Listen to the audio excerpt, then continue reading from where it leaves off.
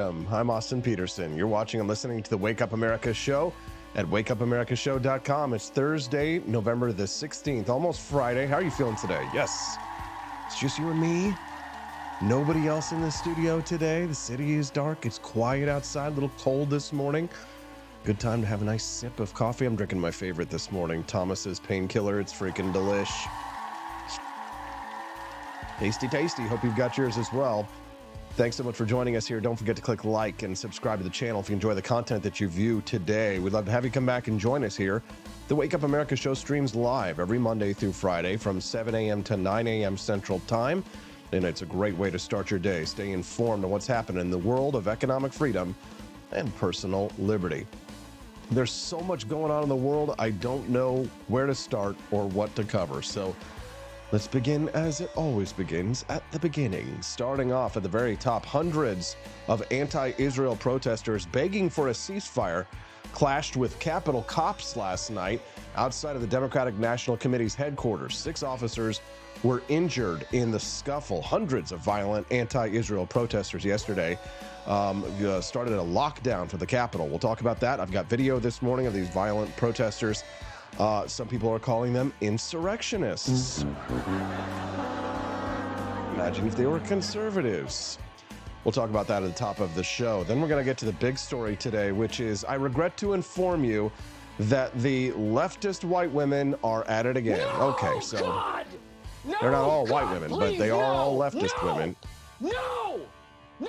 Really disgusting behavior by our fellow Americans. TikTokers prompted the Guardian newspaper to delete the 21-year-old letter by Osama Bin Laden about why he attacked the United States on 9/11. Osama Bin Laden's letter to America goes viral on TikTok because it became a top trending link after leftist women on TikTok discovered that they actually agree with Osama Bin Laden. Now, I know what you're saying.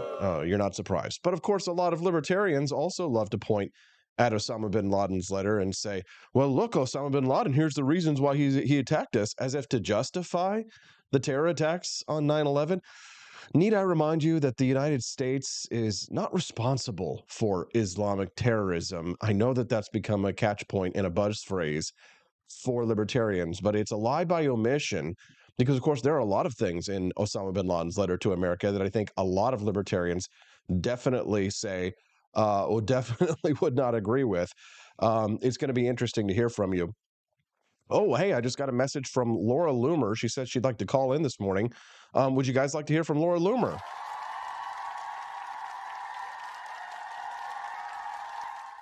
You guys want to do? You guys want to hear from Laura Loomer on her debate with Dave Smith from last night? What do you say?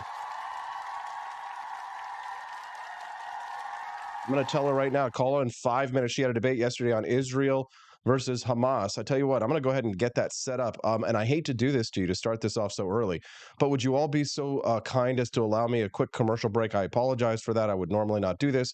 I'd get you through all the headlines, but we've got a lot of great stuff today. I've got John Burk coming in at 7:30 to talk about the Candace Owens versus Ben Shapiro brouhaha. I've got Camilia Peterson to talk about Nikki Haley playing the woman card. And I've got Daniela Pensac to talk about the Napoleon film. It's going to be an awesome show. Oh, yeah. Laura Loomer is going to call in 5 minutes. Okay. She's going to call in 5 minutes, and we will get her on the show. I'll be right back with Laura Loomer to talk about her debate with Dave Smith yesterday. We'll be right back on the Wake Up America show. Good time to go check out AP for Liberty Shop, buy some coffee while we go to commercial break. I'll be right back. Snow Goose Lodge in Jamestown, Kansas, your home away from home. Choose the comfort and privacy of our individual rooms, each equipped with its very own locking door and en-suite facilities. Or bring the whole family and make memories in our communal space. Snuggle up on our plush recliners or share a meal around the dining table that comfortably seats 8. Our kitchen is armed with everything you need, from a microwave to a full-size fridge. For a bird's eye view, book the Eagle's Nest. Enjoy the privacy, storage space, and its very own toilet and shower. For just $450 a night, reserve the entire lodge. Perfect for reunions or retreats, accommodating up to 8 guests. And remember, Snow Goose Lodge is a haven for kids and dogs alike. So bring the whole family. Book your stay now and get 20% off your first booking using the code WAKEUP.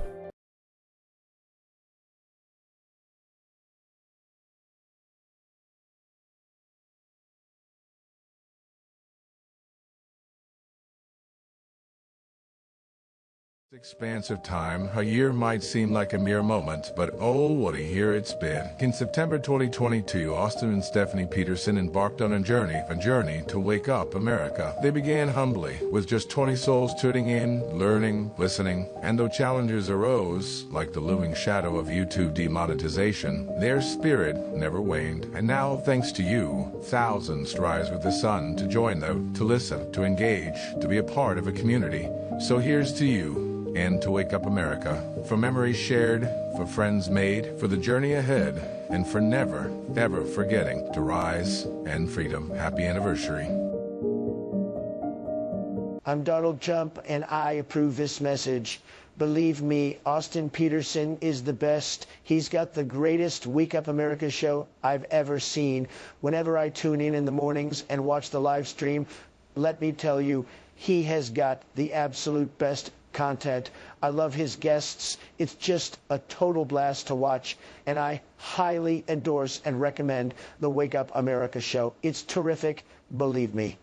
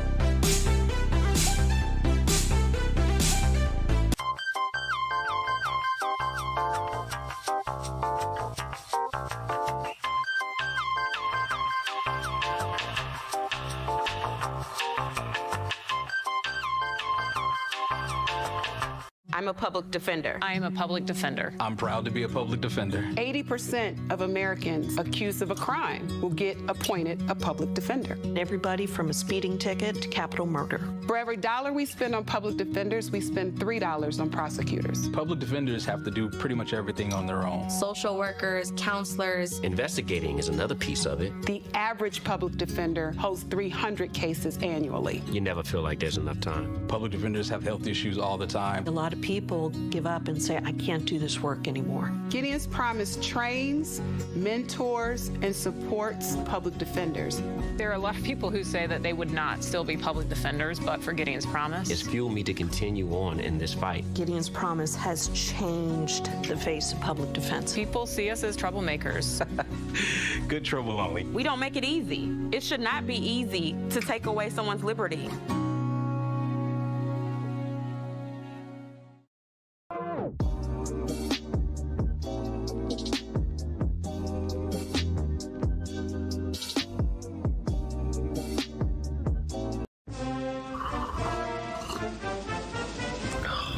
Tired of spending your hard-earned money on woke corporations that don't share your pro-freedom values? Fed up with sipping liberal lattes and progressive cappuccinos? Introducing Founding Flavors from AP for Liberty Shop. Get your day started with Washington's Revolutionary Roast. As robust and principled as the man himself, this blend is the shot of energy heard round the world. Or maybe you want to taste the fervor of freedom with Adams's Patriotic Perk. It's as dynamic and balanced as the U.S. Constitution, sure to awaken your spirit of liberty. For the aficionados, we've got the Jeffersonian Java.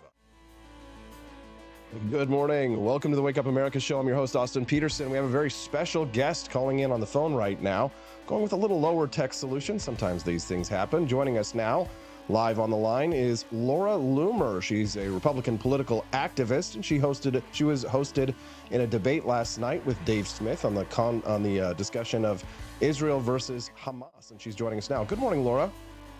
Good morning. How's it going? Going good, Laura. So, I guess tell us first of all, how did you think that the debate went last night? How did you feel about it overall?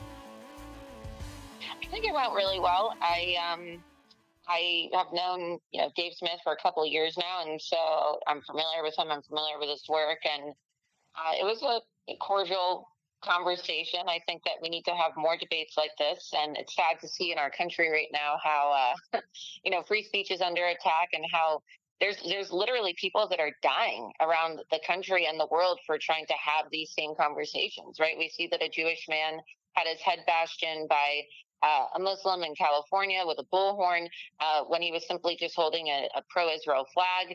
And there's people that have allowed for tensions to rise so high that unfortunately and sadly people have been beaten in the streets of America or attacked and because they can't seem to find a way to have civilized discourse. So I really applaud Zero Hedge for allowing us to have this debate, and I think that it was a productive and eye-opening conversation for many people who tuned in. I agree. My eyes have been certainly opened in the past several weeks since October 7th. I never realized how much anti-Semitism there was, not just around the world, which I sort of expected, but here in the United States. We saw these protesters last night shutting down the DNC, violent anti-Israel protesters calling for a ceasefire. So obviously we've got a problem here in the United States and we need more debates like the one you had with Dave. But I was actually kind of blown away with Dave's response to the question of how Israel should have responded on October 7th, because he seemed to suggest that Israel should have just backed off. Were you surprised by that as well? Well, I saw his debate with you as well, so I wasn't really surprised because, I've seen what he said on this issue before. But yeah, I did. I was shaking my head and I said, no, we're not going to surrender. We're not going to tolerate it. And I think what was also shocking is when there was a question asked about all these different protests that are popping up, and he had said, well, maybe Israel should start treading very lightly, right? Like, oh, you see all of this exploding anti-Semitism and all of these rallies around the world. Well, if that's how people feel, and he and I agreed that Israel's existence is experiencing more of a threat now than at any other time in our lifetime, right? So we agreed on that. But his solution was, oh, well, Israel should probably tread very lightly. Why? Why should we appease these, Muslim aggressors? I'm not just shocked about how much anti-Semitism there is in America, because I have been documenting this for many years. This is originally why I got banned off of all social media. And I tried saying that last night. Dave was a little dismissive of that and said, oh, okay, you were banned. What does that have anything to do with the conversation? Because they banned people that were trying to actually warn about these things, right? If you recall, I got banned for calling Ilhan Omar anti-Jewish and calling her out for supporting Hamas. And so some of us who actually were trying to blow the whistle on the fact that we have actual Hamas supporters and we have people serving in our governments and our institutions here in America who have no problem with the slaughter of Jews, and they do want an Islamic caliphate, and they do want Hamas to have representatives in the United States Congress. And no, that's not hyperbole.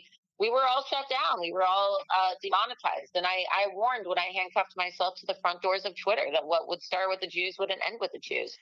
And so I guess I'm shocked to see how much anti-Semitism there is on the right. I'm not calling Dave an anti-Semite. I'm not saying that Dave Smith is a Jew hater, but watching how vitriolic this whole conversation has become since October 7th in our country, I now see so much I'm going to call it dog whistling. It is dog whistling against Jews in America that is taking place even online by right-wing commentators and right-wing pundits.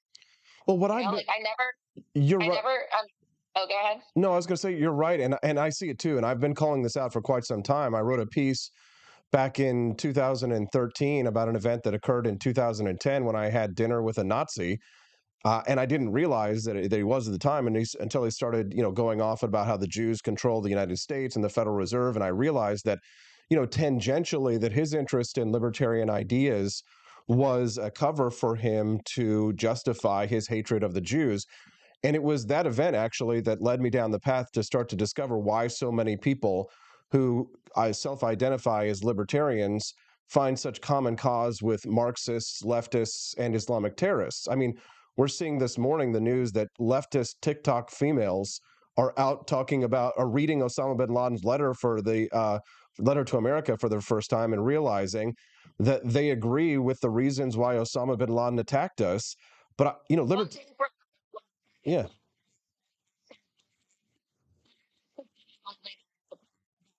He needs an Islamic caliphate. Of course, he needs an Islamist, Laura. But of course, they're going to try to use they're going to try to blame the United States foreign policy on the reason why they just can't stop killing Jews, right?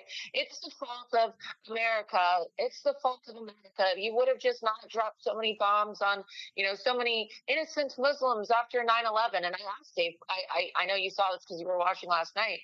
I said, so who was propping up Islam for the 1400 years prior to 9/11?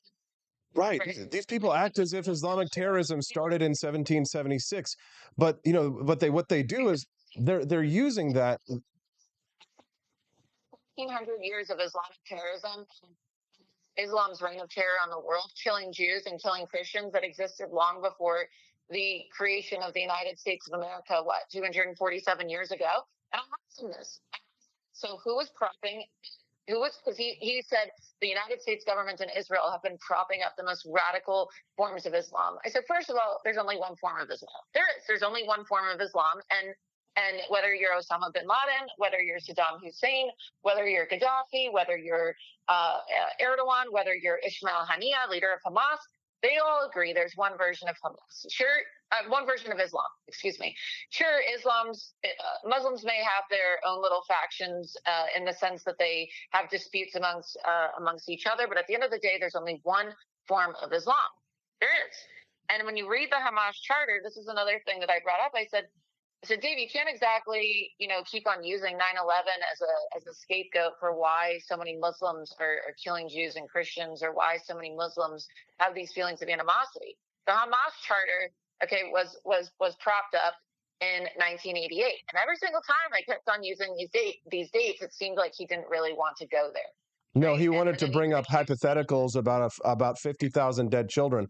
But one of the things that libertarians never seem to bring up is that some of the reasons why Osama bin Laden attacked us is because we did not sign the Kyoto Protocol Treaty on restricting emissions of greenhouse gases. So he was buying into leftist climate change bull stuff and using that as one of the reasons, which is why so many leftists find common cause with Arab Marxists. Right. Well, I think people need to really have an understanding of what Islam is. And one of the things that I've been focused on, talking about in my activism and my journalism over these last few years is this red-green alliance. The Marxist, this what I like to call Islamo-fascist alliance. And it's something that is very real. Okay, Muslims and Marxists have found common cause in achieving their goal of destabilizing the United States of America, because a lot of these Marxists, they want to completely topple the structure of the United States government. And I think that's why so many libertarians have now found a common cause with the red-green axis, or this red-green alliance, as I call it, because many libertarians also share the same sentiments about wanting to, and I think you'll agree with this, I'm not a libertarian, but you are, wanting to completely, topple the power structure within the United States government. I think that many of them feel this way. I've been to some libertarian conferences in the past, and I've seen some of these people openly describe themselves as anarchists, right? Well, how are you any different from Antifa? How are you any different from the jihadist Muslims that are calling for an intifada and the implementation of an Islamic caliphate in America? And then they'll say, oh, well, I'm not, I'm not a Muslim, or, I'm not a leftist, right? Well, it's not about that, right? If your end goal is the same, a lot of these people are just going to utilize each other and really use, right? There's a difference between utilizing somebody and then also using somebody. And we're seeing these tensions even break out at some of these protests, Austin. I don't know if you've seen some of these videos, and we used to joke about it, right? I would always say, oh, wait till these queers for Palestine, and the Muslims finally get their goal of destroying America. We're going to see what happens to those queers for Palestine once the Muslims take over. You're now starting to see fights break out, ideological fights between the progressive leftists and even the Muslims on the streets of America, because the Muslims are now starting to say, we used you for what you were worth, but your lifestyle isn't really compatible with Sharia law. I don't know what you think about that. What I find fascinating too, Laura, and I wonder if you could comment about this, is Dave kept trying to get you to answer how many dead babies would it take, dead Palestinian babies, until you finally say, okay, it's not okay. This amount of collateral damage is not okay. But it's fascinating because they would never surrender their gun rights for an army of dead babies here in the United States at the hand of a mass shooter. You know, it's the same emotional blackmail that people like Shannon Watts at Moms Demand Action for Gun Control say. They say, think of the children, think of the children. It's like that's what Dave Smith and the anarchists, libertarians are using, this emotional blackmail to say, oh, well, you should just lay down and die if for some reason you might accidentally hit a third party. It's ridiculous. And then he got mad at me, if you notice this, when I said I'm not in favor of Jewish babies or Muslim babies dying. I think we can all agree on that. But if you want an answer to your question, maybe we should call Elon Musk, because I know Elon Musk was in touch with Zero Hedge.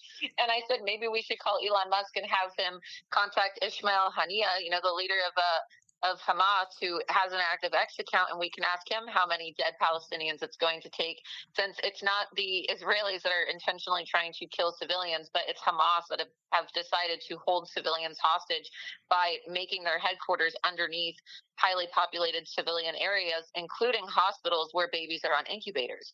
You will never see another army in the world for any other nation deliver incubators to a war zone. And so I'm not going, he got mad because I wouldn't answer these ridiculous hypotheticals. Like, what do you want me to say? 1, 2, 3, 50,000, 1 million, or all 2.3 million people? Like, what does he want me to say? Right? So he constantly accused me of not answering the questions last night. He wanted to also, he said, oh, well, you have to call out President Trump for supporting Saudi Arabia. Why?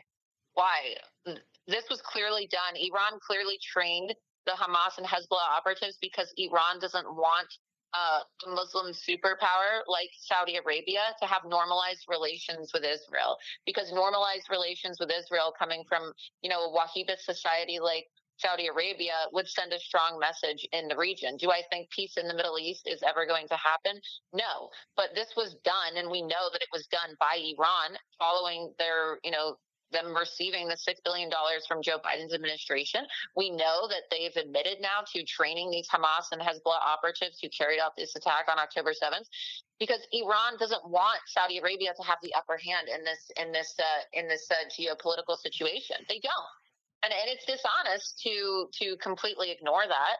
And I was very critical of President Trump's negotiations with Saudi Arabia, but I understand why he did it. I understand why he did it. And so I pushed back on that as well, but I don't think that was. Well, it's almost like geopolitics is more complex than the simple binary thought patterns that most people engage in. It's almost like not everything is black or white, and you can support a candidate who you don't agree with 100% of the time. I certainly don't agree with Donald Trump on a lot of things, but I still think that he would be far and above better than what we have right now. And if he was in charge, I think we wouldn't have the problems with Russia and Ukraine. And I think a lot of our foreign policy problems would be out of the way. But I want to give you the floor here for the last few minutes, Laura. And I'm so grateful that you got up early and joined us and are so generous with your time. But in regards to the rampant anti-Semitism that we see, the violence from leftist protesters that we see, of course, contrasted with the pro-Israel protest where they cleaned up their own trash, no statues were defaced, no White House fences were climbed or anything like that. What happens next, in your opinion? Where are we at right now? Because I'll tell you, personally, I see like darkness spreading across the land. The forces of evil are on the march, and it looks like the good guys are outnumbered. How do you feel about it?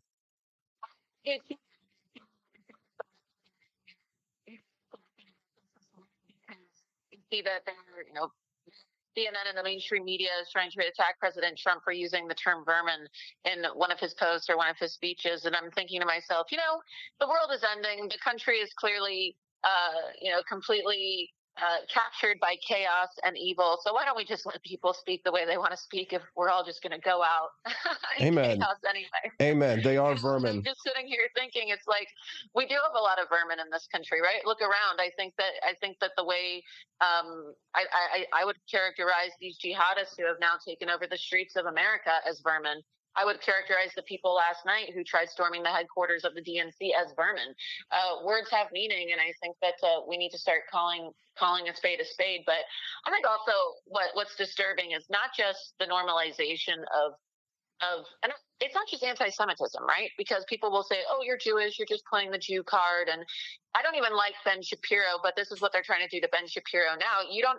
I'm sure you've been following this, this big fight between Candace Owens and Ben Shapiro that's now dragged every conservative commentator into the mix online. But I don't even like that. Okay, I don't agree with his positions, and I agree that he was on the wrong side of some of the three biggest issues of our time. Right? He's been a notorious Trump hater and has actually accused me of being a Nazi in the past. But what I will say about this is that he is accurate in his, in his position when it comes to the Israeli-Hamas conflict, right? And I'm not even going to call it the Israeli-Palestinian conflict because this is, an Israeli-Hamas conflict. And just like the amount of emotional blackmail to try to silence Jews that I'm seeing online right now by saying that, oh, they're hostile towards Christianity or they're hostile towards Christians. Like, you have to convert if you want us to start taking you seriously. Like, this is now rhetoric that I'm seeing come out of mainstream conservative commentators. And it's disturbing. I don't know how you feel about this, but I personally find it to be abhorrent. No, I'm with you. I'm with you completely. Yeah, absolutely. And I see it, and it's terrible. And the emotional blackmail that's going on. And listen, anti-Semitism is not some creation entirely of Mohammed and the Islamists, right? There's a reason why Hitler came to power in Europe. I'm actually reading a book about this right now, the rise of Hitlerism in Yugoslavia. But of course, the hatred for the Jews is universal. Do you know why? Because they're jealous. Because people have always been jealous because when the Jews move into a country, they actually improve it and they make themselves better off in 2 or 3 generations. When other people stay poor and stupid and groveling at the feet of their priests and their popes. Laura, we've got to run. Go ahead. We're very close, in my opinion, to seeing full-blown movements of right-wingers in this country going around calling Jews Christ killers. I mean, that's where the rhetoric is getting right now, and some people are already doing that. Yeah, I've seen it. I've seen it. Well, it's making me wonder how many of my acquaintances or people I know in the right-wing movement who are not Jews, who gladly accepted Jewish donor money to get their media venture started, would do that. And so. But thank you, Austin. I know that you had a debate with Dave as well, and thanks for allowing me to come on and do some post-debate analysis. I really appreciate it. You did a great job, Laura. You stayed strong, and I think that you are on the right track on this issue. I agree with you. I know you're not a libertarian like myself, but I find common cause with you on this. I think we should probably have more discussions about this, especially as this darkness is spreading across the land, because more people, the good guys need to team up. Laura, thank you for your time today. Yeah, thank you. Thank you very much. That's Laura Loomer. Boy, Jiminy Christmas. This show today is going to be wild. It's getting wild. Good effing Lord. What is going on in the world? I'm going to go get John Burk. All right, I got to talk to him about the Candace Owens, Ben Shapiro brouhaha. You do not want to miss this. I'll be right back on the Wake Up America Show at wakeupAmericaShow.com. Want an engaging website to boost your business? You're just a click away from 5-star Fiverr talent. Hundreds of freelancer skills like web design. Head to Fiverr.com today and get something started. American conservatism is distinct, like America is distinct from the United Kingdom. American conservatism's roots comes out of the Wild West, out of pioneerism. The difference between American conservatives and European conservatives is that Americans are cowboys. We are that God, guns, gold, and girls. It's wild here, and we should stay that way. We shouldn't allow a European version of conservatism to come and infect us here. We like it wide open spaces here, deep in the heart of Texas and all that.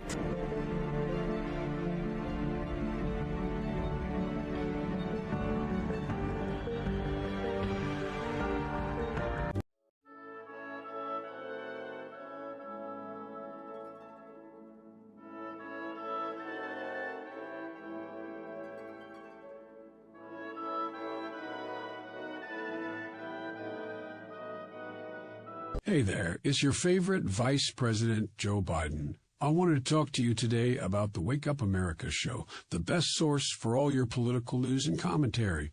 But before I get started, let me just make sure I have all my notes in order. Okay, where was I? Oh, right. The Wake Up America show. It's a great way to stay informed and make your voice heard. Boy, what was I saying again? Oh, right. The Wake Up America show. It's important that we all stay engaged and knowledgeable about what's going on in our country and, the thing. But hold on, where was I going with all this? Oh, yeah. The Wake Up America show. It's a fantastic resource. And if you really want to make a difference, man, you can sign up to be a monthly donor at wakeupAmericaShow.com/support. Now, where was I? Oh, that's right, the Wake Up America show. So if you want to stay woke and support a great cause, head on over to wakeupAmericaShow.com/support and sign up to be a monthly donor today. And if you're feeling generous, you can even give a donation in my name. Thanks for listening, and keep on keeping on, America. Come on, man.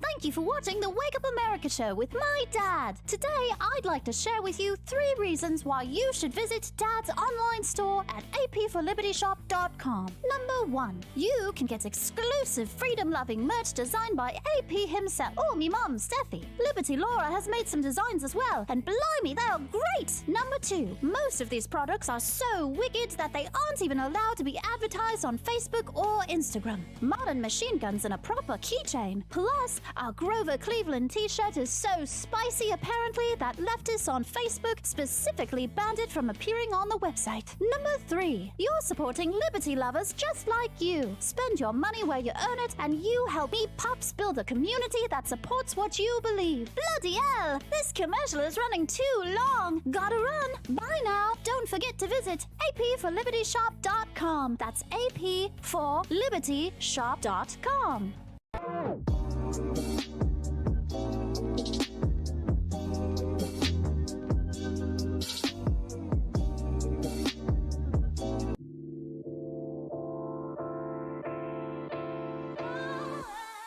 Goose Lodge in Jamestown, Kansas, your home away from home. Choose the comfort and privacy of our individual rooms, each equipped with its very own locking door and en-suite facilities. Or bring the whole family and make memories in our communal space. Snuggle up on our plush recliners or share a meal around the dining table that comfortably seats 8. Our kitchen is armed with everything you need, from a microwave to a full-size fridge. For a bird's eye view, book the Eagle's Nest. Enjoy the privacy, storage space, and its very own toilet and shower.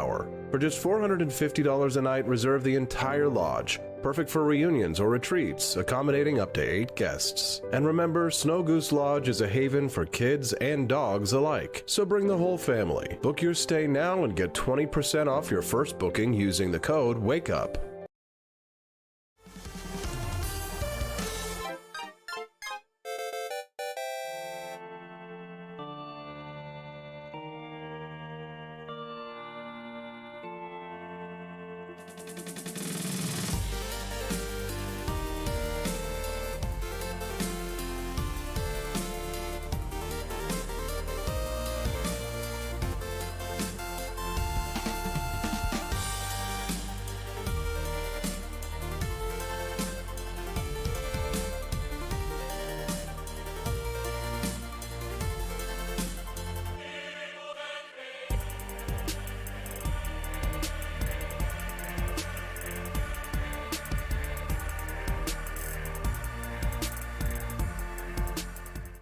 It was 1946. A battle was fought, not overseas, but right here on American soil. The Battle of Athens, an intense struggle against election fraud and for the rights promised by our founding fathers. Driven by the Second Amendment, ordinary citizens stood tall and fought back. Help us expose this momentous battle of integrity and bravery. Your support can make a difference. Visit givesendgo.com/bleedamerican and pledge your support, because we believe in the power of truth, the strength of unity, and the spirit of we the people. Let us not forget, we bleed American.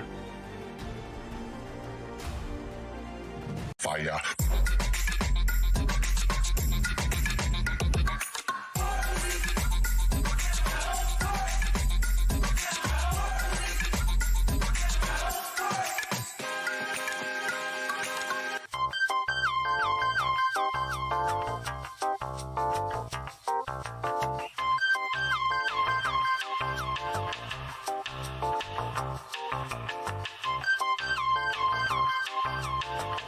Hello, this is Barack Obama, and let me tell you why Austin Peterson stinks, and you should never pay attention to anything that he has to say.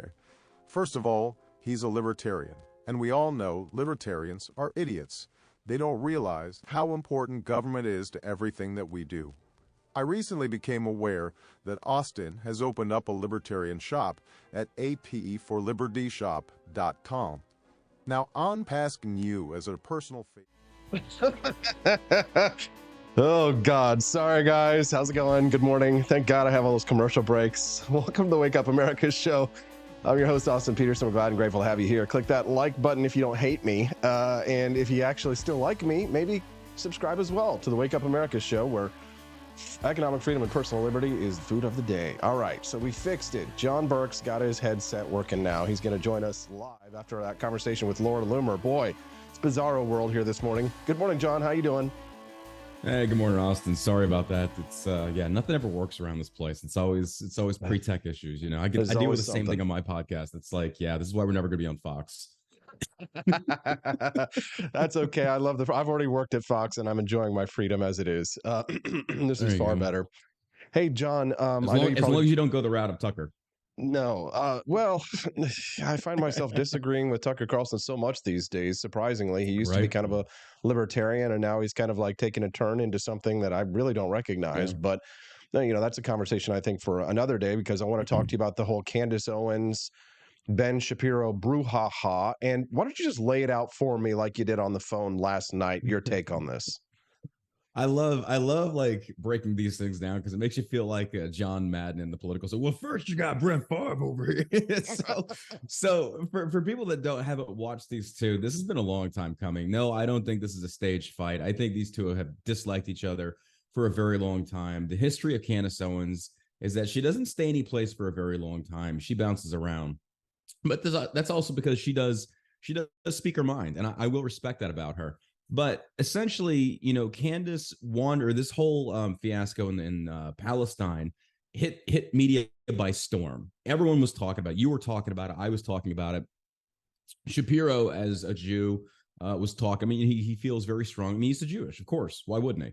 It'd be like an American living abroad in Europe, and then America gets hit. You're going to be pissed off for your fellow Americans. Now, people can boil it down further to say it's just Jew love. Well, even if it is, I don't care. That's fine, because Muslims can do it. Mexicans can do it. But then suddenly when Jews do it, it's anti-Semitic. So, or not, it's a Zionism at core. But what has happened here is there have been a lot of people, and myself included, there is nothing wrong with saying, look, I don't know a lot about this issue. What I do know are the basis of self-defense, and Israel has every right.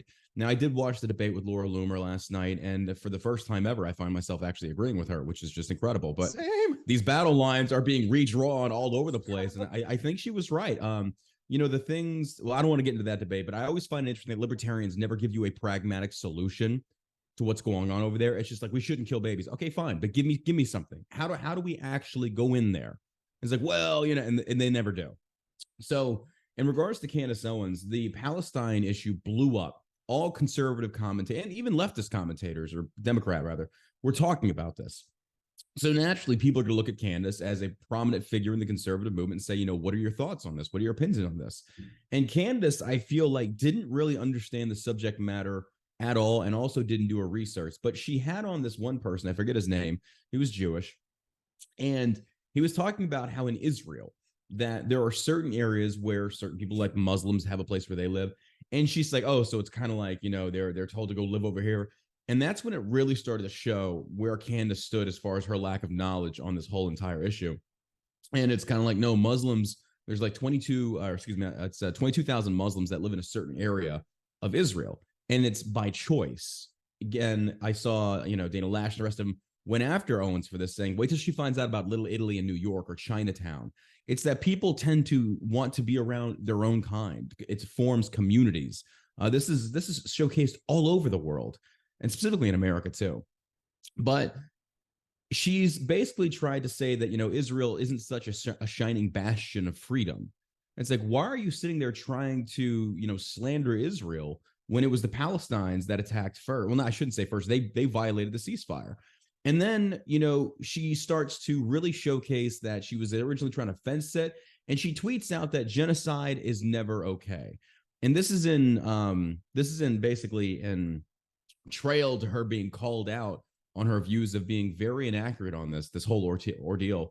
And it's like, well, now you're just saying that Israel's trying to commit genocide. That's not what's going on here. That is a very buzzword use to try and just generalize an entire issue that is very complex. And so she does this, and naturally it riles Ben Shapiro up. I mean, we see Ben, and there's some things I disagree with Ben on, but Ben is completely right on this one. And so Ben basically just kind of goes viral, I think 3 or 4 days ago. I know you probably covered it. I covered it. And he's in a group gathering, and he says, someone asked him about Candace Owens and her action. I'm paraphrasing here. And Ben's like, it's been disgraceful. She's not as smart as she thinks she is. And then, Candace tweets out a scripture saying, blessed are the peacemakers. And we know why she's doing this. And so Ben fires back yesterday in a very viral tweet. He said, look, Candace, if taking money from Daily Wire is some kind of conflict between you and God, then by all means quit. And then the most disgusting thing happens. And this is what Turning Point does. Benny Johnson, Jack Sobasek, Charlie Kirk, Candace Owens, they have this own little group within that you do have Daily Wire. You had Steven Crowder. He kind of took himself out of the equation when he went out with Daily Wire. And then you have the Turning Point grifters. And what happens is Candace Owens tries to sloganize Christ is King. She tweets out a scripture. Ben responds by saying, if you have an issue with this, quit the Daily Wire. And Candace then tries to move the Overton window to say, so what, you have a problem with me posting scripture? That's not the issue. And the tweet said nothing. That's called a Mott and Bailey fallacy, right? Where you fall back to a more defensible position. You post an extreme position or an incorrect position or a half truth, and then when you get attacked for it, you fall back and say, "Oh, well, you're actually attacking me because of my belief in God." Yeah. It's Candace Owens has a history of doing this. She was at it with Pedro the other day on Twitter for, I want to say, an entire 2 days. And then she instantly fell back to, I can't believe you do this towards a pregnant woman. It's like, what are you talking about? Like, you being pregnant has nothing to do with this. Candace does this. She will try and be as shadowy as she can, take silent little jabs at her opposition. And then when the opposition, like Ben Shapiro, claps back, she just completely makes it about something else entirely. This is a tactic that it's bad faith at core. This is what she does. So essentially now what we're seeing happening, and I'm very grateful to see a lot of people waking up. Candace really shot herself in the foot yesterday. She went on, there's two things I want to talk about here. Tucker Carlson's interview with Candace Owens. And then you see the likes of Benny Johnson, Jack Sobasek, Candace Owens all start tweeting out, Christ is King. If you look at the history of Candace Owens saying that on Twitter twice, and then all within the last 48 hours, Candace and Jack, they never preach to their audience. But when the Golden Jew, as many people refer to him as, combats Candace Owens is quoting scripture as a means of defending her position of subtly accusing Israel being genocide. Suddenly it's about, oh, you have an issue with me being a Christian. That has nothing to do with this, but that's what they're trying to do. They're trying to sloganize this Christ is King to shield themselves from any criticisms of Candace Owens' milquetoast stance on Palestine. So that's what they're doing right here. And then the Tucker Carlson interview came out where she basically tries to lump everybody that is voting for DeSantis as has always been never Trumpers. That's actually not true whatsoever. I myself am proof of that. But the thing that really doesn't make sense to me is this positioning they take on this. It's like, Well, if we were always never Trumpers, that means that we were previously voting Democrat and we never would have voted for Trump. I would say an overwhelming majority of the DeSantis campaign were prior voting Trump. They voted Trump probably twice. Many people I've spoken to have done that. It's just like saying, Trump lost us. We lost faith in him. But to now for Candace to go on Tucker Carlson, Tucker Carlson saying the things he's saying, and I know we'll get into a conversation on that another time, is just ridiculous. These people have, I'm grateful for this though, because now we're starting to see people take the masks off, show their true colors, see where they truly stand. And as for me personally, it's like, look, Israel has every right to defend itself. I don't believe in committing American forces. I don't believe in sending any more foreign aid. We send them $3 billion annually. That's enough. That's actually too much to me. But it's like, leave them alone. Let them do what they need to do. This ain't our fight. But if we do have to pick a side, then I will stand with Israel politically and say, do your thing. And if in these debates, like you talked about with Laura Loomer and the rest of them, the deciding factor is the killing the babies thing, spare me your crying. I think libertarians like that would get conquered in a heartbeat because of their weakness. I'm a non-interventionist. Just say you're a hippie. Just say you're a hippie and you're not for violence, bro. Just come out and say it. And I love how people like that. Yeah, they're pacifists. They're fine. Which again, it's fine. I think Amish people should be allowed to live in this country, but they exist under the cloak of nuclear protection.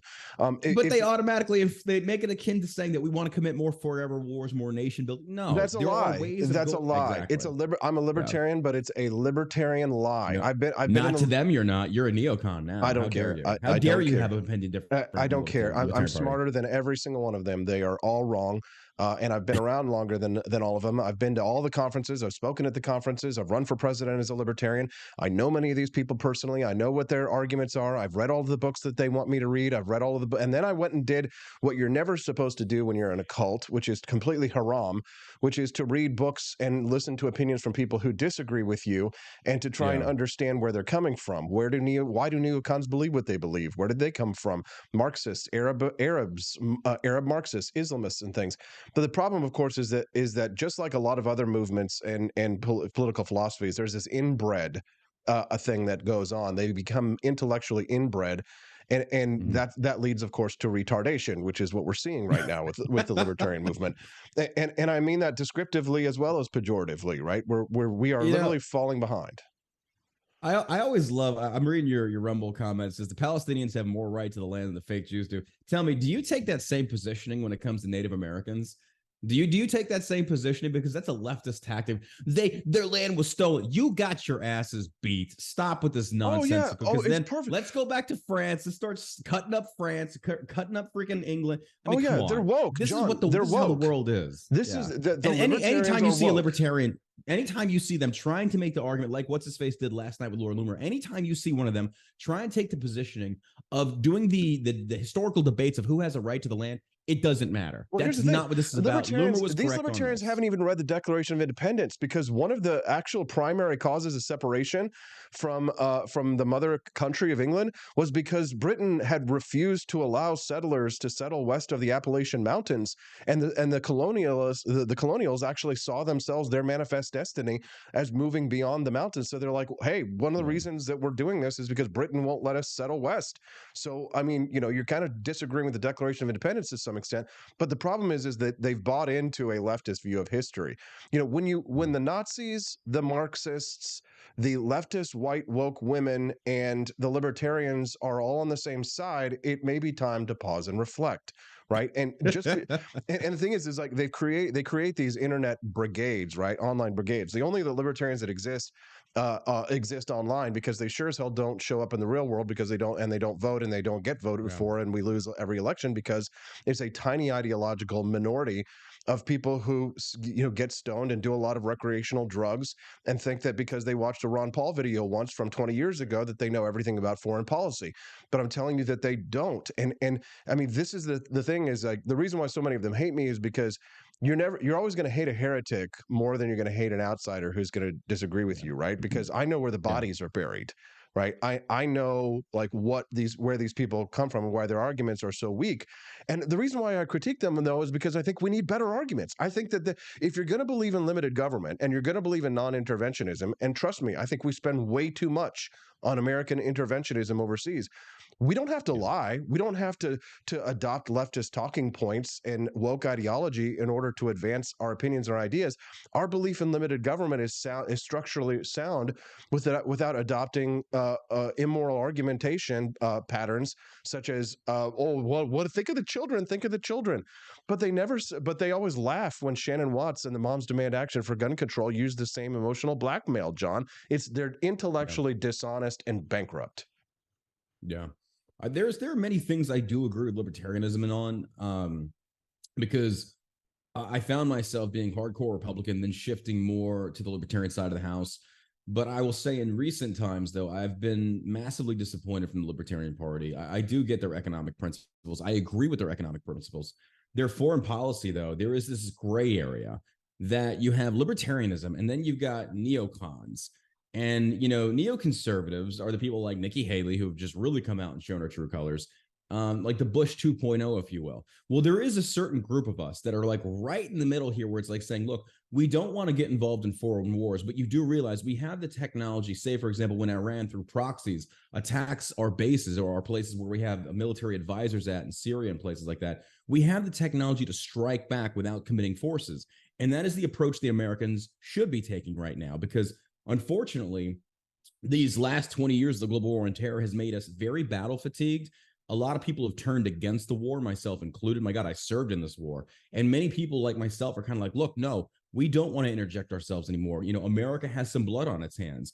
But at the same time, that does not mean you act like a pacifist coward with a dog with your tail tucked between your legs. You still stand up for Americans. But I also feel like that's why we should withdraw U.S. forces from places like Syria, other bases across, get them out of there. Yeah, because all we're doing is leaving these we spend far too much. We spend far too much, and we are far too interventionist.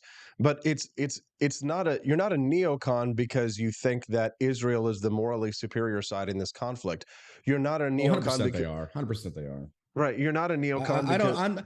I refuse to have that argument, to sit there and try and rationalize with people that have never been to the Middle East, that have never lived in this culture, that have never seen it at its core. And you think Sharia law is bad. Have these libertarians that argue, you don't even know what Sharia law is. When I've described this so many different times out there, just the way they treat their women is just abhorrent. Well, here's the thing. Abhorrent. I'm reading Islamic Osama bin culture Laden's, John, I'm reading Osama bin Laden's letter to America that all these TikTok woke I'm glad you leftist tweeted females- that at me. You tweeted that. Austin tweets at me, and I apologize for missing the last show because my alarm didn't go off and I slept through.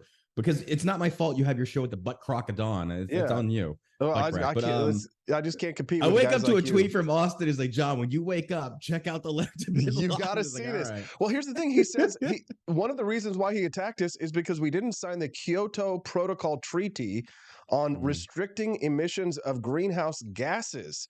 Right. So like all these leftist white women are like, oh, my God, bin Laden, he attacked us because we weren't fighting global warming enough. I totally get it. Oh, my God, he's so cute. Oh, my God. It's like that Nazi thing. It's like, are we the baddies? Yeah, right. The 19th Amendment and its consequences. Yeah. John Burk joining us live here this morning. I'd like to get back very briefly to the Candace Owens, Ben Shapiro thing. I mean, I don't think you should fire people over their views, but I mean, you can't talk shit to your boss. I mean, I don't think Ben Shapiro is her boss, though. From my understanding is that Ben Shapiro had nothing to do with her hiring. It was above his pay grade because he is part owner. He's not full owner. Yeah.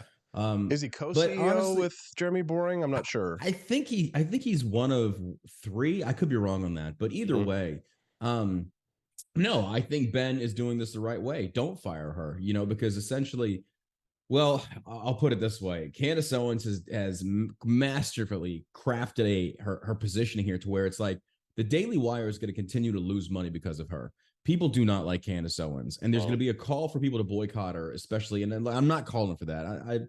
Candace is entitled to her opinions. I disagree with them. Should she be fired? No, I don't agree with that. But when it comes to business, when you start hemorrhaging that company's profit, what are they supposed to do? So Candace is now in this nice little sweet spot to where she wants them to fire her.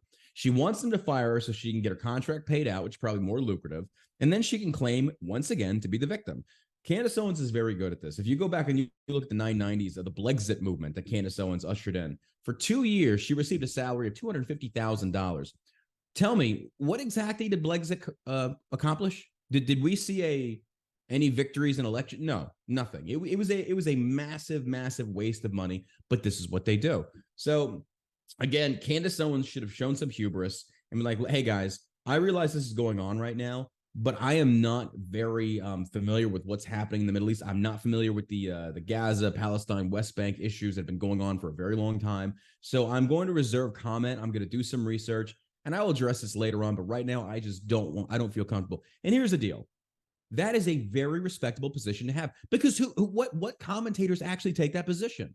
She pulled a Macklemore. She pulled a Macklemore. She's like, I just started reading about this 3 weeks ago, and I don't know much, but I know it's a genocide.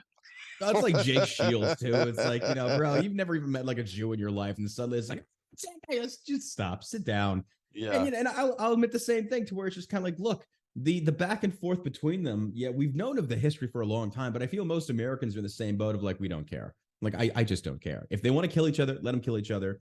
But at the same time, I just don't want to commit American forces. And I'm sure there are many people out there that looked at America with the global war on terrorism in the same capacity. It's like, look, they're wrong. We're not getting involved. So it's just like, if they want to kill each other, that's fine. I side with Israel. I say, like, John, you're a Christian, right? You're a Christian. Oh, apparently not. If I have this position, I guess not, right? Because you're not siding with Christ as King. What's the deal?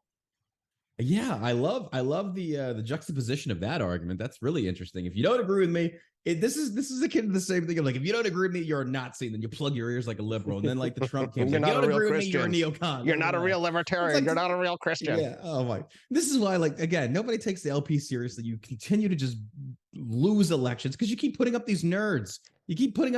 Like, what the hell are you talking about? You got to have. And this is what, and I hate to go in on libertarians, like, but man, you stand so high on that mountain of principles, yet you take this entire valley of constant losses. When are you going to meet in the middle and realize you got to do some negotiation with the Republican Party? You're never going to make it. We're never going to happen. We're going to continue our purity spiral till death. I do feel like I do agree more with libertarians than I do Republicans. But again, they've got to modernize a little bit and progress a little bit. It's like, it always seems like it's this purity test, this constant need for a purity test of like, look how libertarian. Wow. Oh, look how libertarian. Let's just worship them. It reminds me of that quote from Wayne's World when they were approached with like modernizing their TV show, and Garth looked at them and was like, "We fear change." I don't know. I mean, do you think think Daily Wire is going to fire her? Listen, I don't know. You can't go after like the big guy like that, the big kahuna. I would expect, here's the thing. If I did something like that at any corporation that I work for, I would totally expect to be fired for sure. I would totally expect it. So, I mean, I think that they're in a precarious position, right? They're damned if they do, damned if they don't. They've got this, they got saddlebags on there that's dragging them down, right? The millstone around their neck. And then and probably a lot of their supporters and people like that don't like what they're hearing from her. But then on the other end, if they do fire her, then they're going to get attacked for attacking Christians. You made her a martyr. Yeah. Right. It's a Jewish crusade, right? Yeah. I can tell you right now, the best bet on this one is to handle this behind closed doors, pay her out, and then she can make a post saying, hey, I'm no longer with the Daily Wire. I'm leaving. And that's all there is to it. Just part ways. And the other thing I have to question is, why did you hire her? Like, I don't know. Like, you've seen her track tokens. Record. You know why? Because we have. You think that's what it is? Absolutely. But she's not the token you want, bro. She is not the token. This is a woman that has a history of doxing Republicans. She had no footprint prior to 2015. She was a former Democrat, and here's the thing: if people transfer or they change it, that's fine. Democrat, welcome. Come over to the side of sanity, if you will. But it's just like, I notice there's these trends with her. It's like you still seem to have these old Democrat antics, but. She's forever the victim, Austin. She is forever the victim. She's pregnant. She's black. She's a Republican. Man, it's the intersectional bingo. You cannot, And if you question her, then you must not believe that Christ is king, because plagiarizer extraordinaire Benny Johnson will say that you're a Christ hater. Well, I don't believe. And Jack Sobasek, unblock me, you coward. It's so much easier. It's so much easier for me when I don't believe in any of the world great religions of the world to look back and just be like, you fools. But I like the Jews the best because they don't knock on my doors on Saturday mornings, and they don't want any of us to convert. They're not evangelical. I like it because the Jews will leave us alone. John, thank you very much for your time today. Anything else you want to share? Tell us about Shell Shock CBD before you go. Oh, Shell Shock CBD is the nation's largest veteran-owned brand of CBD, Delta 8, Delta 9. Hey, if you're a libertarian listener to the show and you like getting baked, so do I. You see, we have that in common, you know? I still believe in God. I still believe in Republican values, but I also believe that if you want to drink a six-pack and shred your liver, I can pop a gummy and get myself orbiting Pluto. Why not? ShellShockCBD.com for your Delta 8, Delta 9 needs. And CBD, we have THC-free. You name it, we've got it. We've been in business since 2019. We oppose the lockdowns. Made in America, everything right here. American veteran-owned business. We appreciate you. ShellShockCBD.com. And make sure you use that code AP4Liberty, that coupon code there at the very end. John, appreciate you very much for the time today. Thanks for the entertainment as always. And, trying to keep staying sane in this crazy world, man. We'll talk soon. Thanks for having me, Austin. Take care. Listen, I know you guys aren't going to agree with everything that I have to say here today. I know that there's a lot of things you're going to disagree with me on, but one thing you cannot deny is this is some good shit, man. This is a good conversation. And guess what? I'm late because Camilia Peterson's coming in next, and she wants to take on the actual neocons. Nikki Haley, who's playing the woman card because she's being attacked by Vivek. Oh, no, don't attack me. I'm just a little girl. Now I'm going to blow up all of the Middle East. We'll be back on the Wake Up America show at wakeupAmericaShow.com. This is like the best episode ever. The Cantina crew, this is Elon Musk, the CEO of Twitter. And I just want to say thank you for watching the Wake Up America show. I've decided that Austin Peterson will be the new CEO of Twitter.com, effective immediately. First thing to do, though, is I've got to go and blast off into space.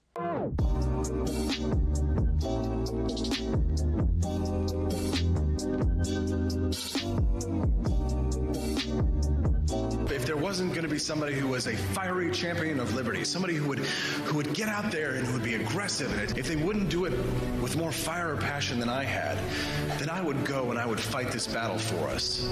I've fought for the principles that we all share. Parties tend to be secondary to me. We're here because we believe in the principles of liberty. I am not a perfect messenger, but I think I'm a damn good one. This is a replica of our first president's flintlock pistol. You have my full support, my respect, and my gun.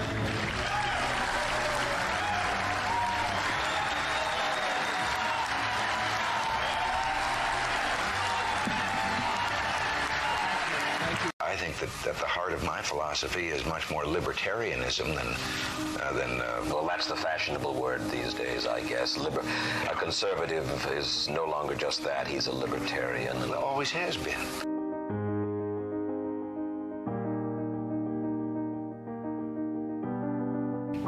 Yet any time you and I question the schemes of the do-gooders, we're denounced as being against their humanitarian goals. They say we're always against things, we're never for anything.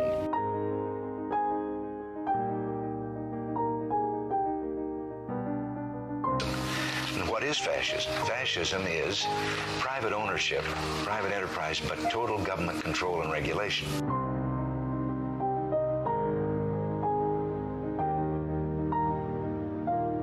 Well, the trouble with our liberal friends is not that they're ignorant. It's just that they know so much that isn't so.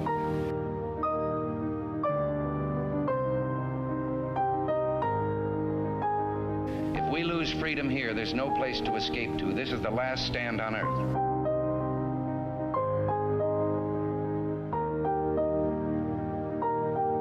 This is the issue of this election. Whether we believe in our capacity for self-government or whether we abandon the American Revolution and confess that a little intellectual elite in a far distant capital can plan our lives for us better than we can plan them ourselves.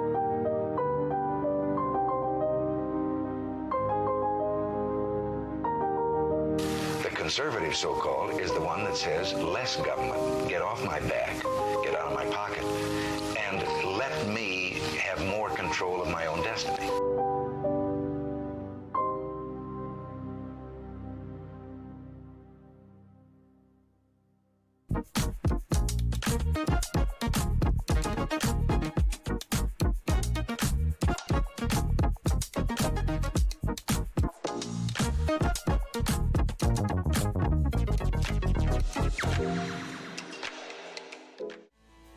Good morning, Rise and Freedom. I'm Austin Peterson. You're watching and listening to the Wake Up America show at wakeupAmericaShow.com. It's been a wild day this morning. Monday, Tuesday, Wednesday. Not a lot of news stories going on. I'm kind of like, oh, geez, what am I going to talk about? But I got to still do my show. And then all of a sudden, Laura Loomer debates Dave Smith. Leftists, activists storm the DNC and get the Capitol locked down. And then leftist females on TikTok send Osama Bin Laden's letter to America viral because they agree with why Osama Bin Laden attacked us on 9/11. What the hell? How dare you? Is going on in the world. Hey, glad you're here. Click that like button. Subscribe to the channel. Where else are you going to get amazing news content like this before everybody else does? Yeah, we get up at the butt crack of dawn here on the Wake Up America show, but so do you because you're live. You're here right now. So click subscribe. Join us every Monday through Friday from 7 to 9 a.m. Central Time here on the show. Next week being Thanksgiving, I'm going to work Monday, Tuesday, Wednesday, and take Thursday and Friday off. Don't you give me those boos. Give us an applause for Camilia Peterson, who's joining us live right now. What's up, CJ? Good morning. Well, the everything's on fire this morning, apparently. It's funny because like the story that I booked you for seems, almost inconsequential comparatively. You know what I mean? Nikki Haley says, that Vivek Ramaswamy is attacking her because she's a woman. So let's just go after that real quick, and then we can sweep it under the rug as we talk about much bigger, more important things. So this tweet that you shared with me from, oh my gosh, who is it from? Kurt Schlichter.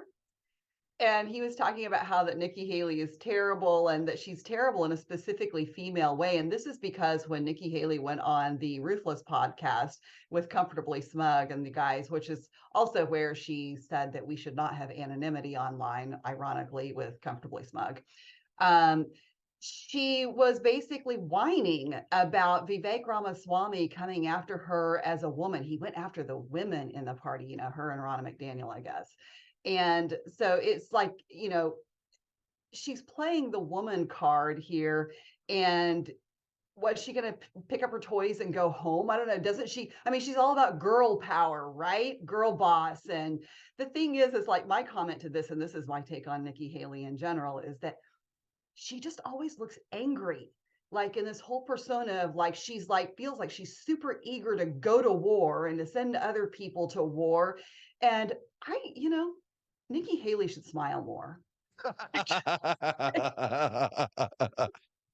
That's funny. That's funny. Yeah. So Ronna McDaniel and Nikki Haley are feeling very put upon right now. And it's not because they're total failures and nobody's interested in seeing them lead the Republican Party. It's because they have terrible views, right? Right. I mean, nobody is going after them because they're women. They've been women, both of them have been women in powerful positions for a long time now. So, I mean, don't play that card. That's something that grosses me out more than anything when you talk about the feminist movement and things like this. And, Nikki Haley would probably be, one of the first ones to say something about, third wave feminism, but she's playing the same card. And just stop it. You've achieved it. Now quit whining about it. It's good stuff. But Camilia, obviously, bigger topics have sort of superseded this. Leftists stormed the Capitol last night outside the DNC, violent anti-Israel activists. It's a strange world that we live in right now where we have all of these people picking sides, as John Burk was saying. We have all of these people sort of like falling along these different ideological lines. And I know that libertarians don't agree with communists and Marxists or Nazis on economics, but it is weird to see them all on the same side on this issue, is it not? Strange bedfellows. Yes. Yeah, for real. It is.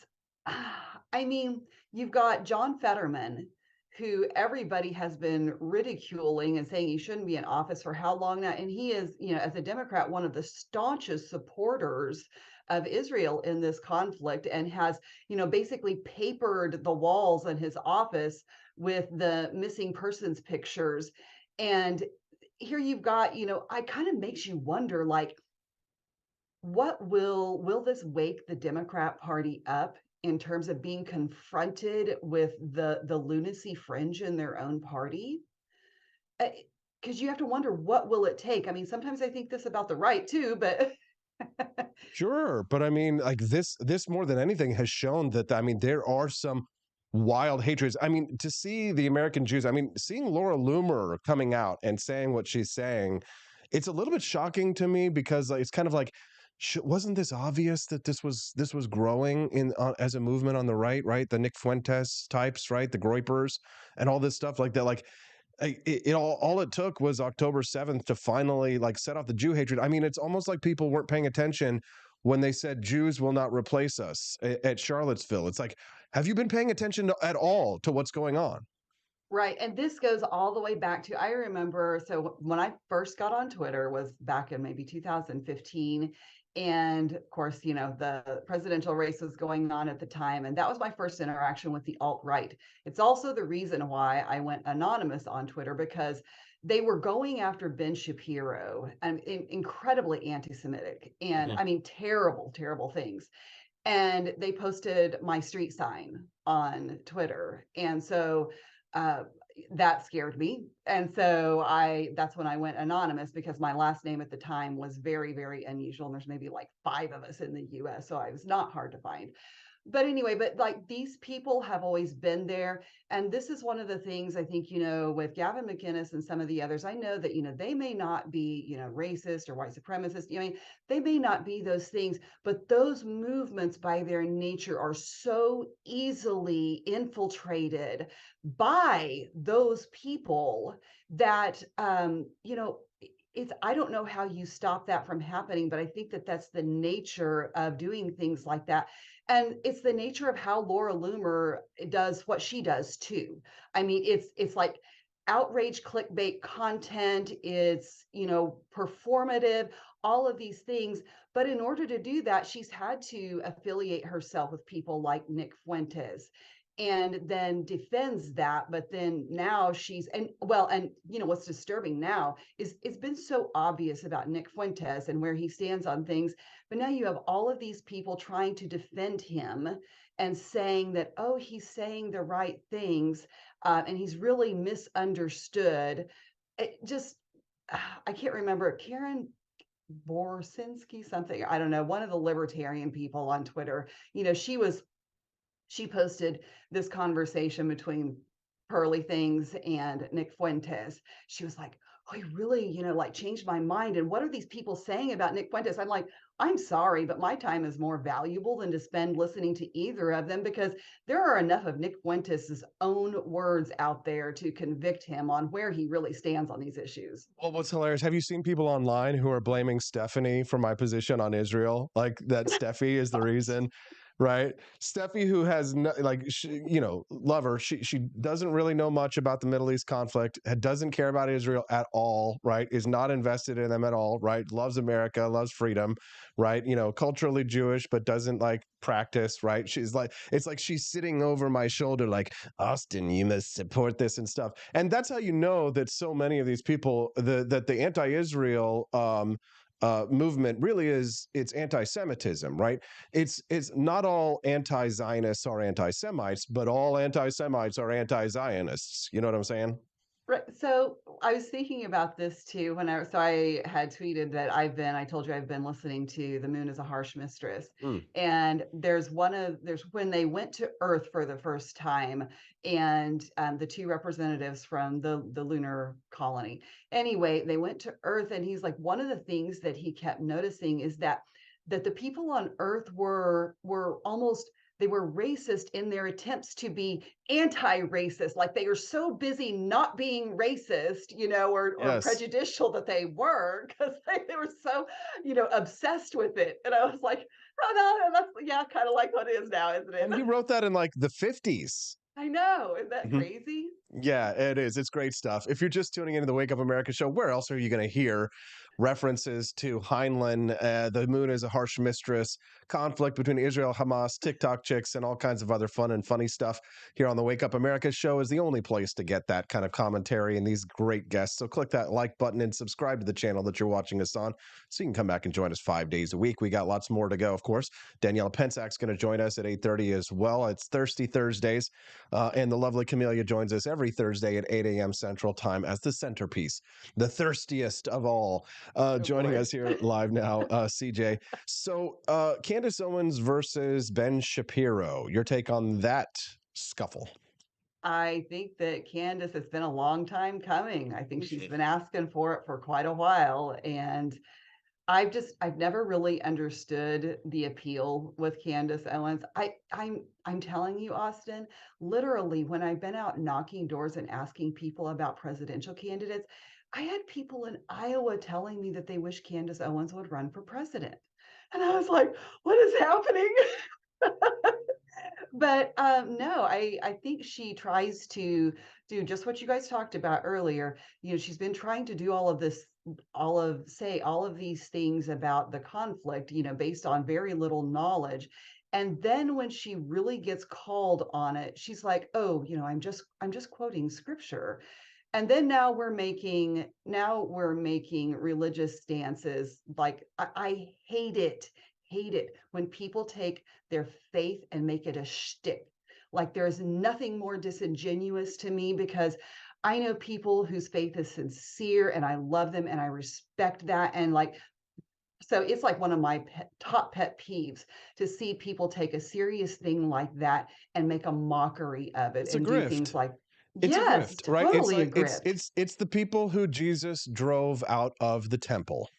Absolutely. I mean, it is when you talk about taking God's name in vain, I'm sorry, but what Candace Owens and everybody else is tweeting, this Christ is King business, that is taking God's name in vain. God's name in vain is not using it and swearing. Taking God's name in vain is making a mockery of it by using it for your own political purposes. Jesus said, did not inherit the kingdoms of men, but the kingdom up of heaven. He rejected Satan's temptations to try and get him to be the head of the kingdom here on earth. But many Christians think that that Jesus did want to be an earthly ruler. Good morning. If you're just tuning into the Wake Up America show, I'm your host, Austin Peterson, and a biblical injunction on top of it all from two skeptics, nonetheless. Click like and subscribe to the channel. You can also text the show. I'm actually afraid to check my voice mails this morning.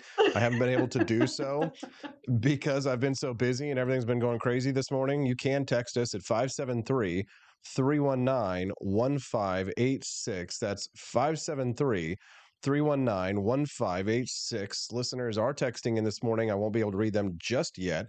But if you have some, I will try and get to them maybe after Camilia and before Daniela Pensac. We'll see.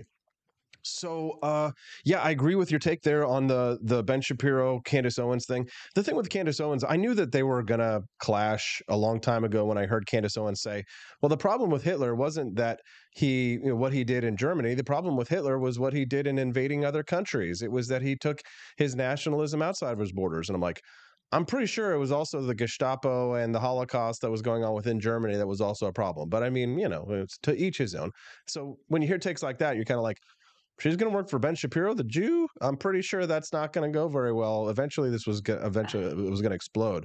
But yeah, it's weird to see people, especially when you're not religious, to like people like John are actually able to set their religious faith aside to see the logic and the reason of what's happening and still like hold to his Christian ideals. But then other people, I think a lot of them are too afraid. It's kind of like, if I was a big giant vagina, if I was a bonus hole, I wouldn't call out Dave Smith for saying a bunch of retarded shit. I would never disagree openly with Ron Paul. I would definitely not say that I think Bob Murphy is a pacifist weenie. I wouldn't say things like that, but I'm not afraid, because even though I'm a member of the cult of libertarianism, if you will, it's a good thing to be able to look critically at your own people and say objectively, hey man, some of this stuff is great, some of this stuff is horse hockey, and to be able to call it out. Most people can't do that. Most people don't do that. One, because they're getting paid, right? So I guess give it to Candace Owens for saying how she feels, even though she's working for Ben Shapiro. Give her that. But most of us are scared animals, especially in the media, where you need alliances and I work with Jack Posobiec. I work for Human Events. I write a weekly column for them, and I like a lot of what Jack Posobiec has to say, but I'm not afraid of Jack. I'm okay with disagreeing with him. I sometimes give speeches at Turning Point USA conferences and at their events around the country, but I don't always agree with what Charlie Kirk has to say, and sometimes I openly say I disagree with him on these things. But most people don't have that courage. Most people are afraid, and it's because either it's a grift, like they want to get paid, or they're just afraid of the backlash that might come. And listen, backlash has come. You've seen it. I've gotten it online. It exists. It's a real danger. I think that probably more than just the money thing, because most people aren't getting paid in politics. I think it's more that people are they're afraid of saying anything against whatever tribe they're a part of. It's that consequence of tribalism, is it not? For sure. And, when you're talking about Hitler, it makes me think. So Felicity has been doing speech and debate, and they've been working on Lincoln Douglas debates. And so one of the topics that she was talking about, she was looking at how to do, like, she was looking at her introduction. And so she said, can I use a quote from Hitler? I was like, okay. So she found this quote, and basically, it's the idea that really smart people who sometimes have some good ideas can also do really bad things and can also be really bad people. And so this quote was true, because basically it says, with propaganda, you can make heaven seem like hell, and vice versa. And people will buy that because of the propaganda. And I think that we see that here. And what's funny to me, and she was unsure if her debate teacher would be okay with this. So I told her, I was like, I think it's great. I think you should do it. She didn't attribute the quote up front. She waited until she got to her conclusion and then kind of fed that line in there. And I was like, yeah, like, this is the way to do it. And so, but I think, we see that principle here in America so much. And when you talk about all of these women who are going gaga over Bin Laden now, I like, we're taking hell and making it seem like heaven all of a sudden. What?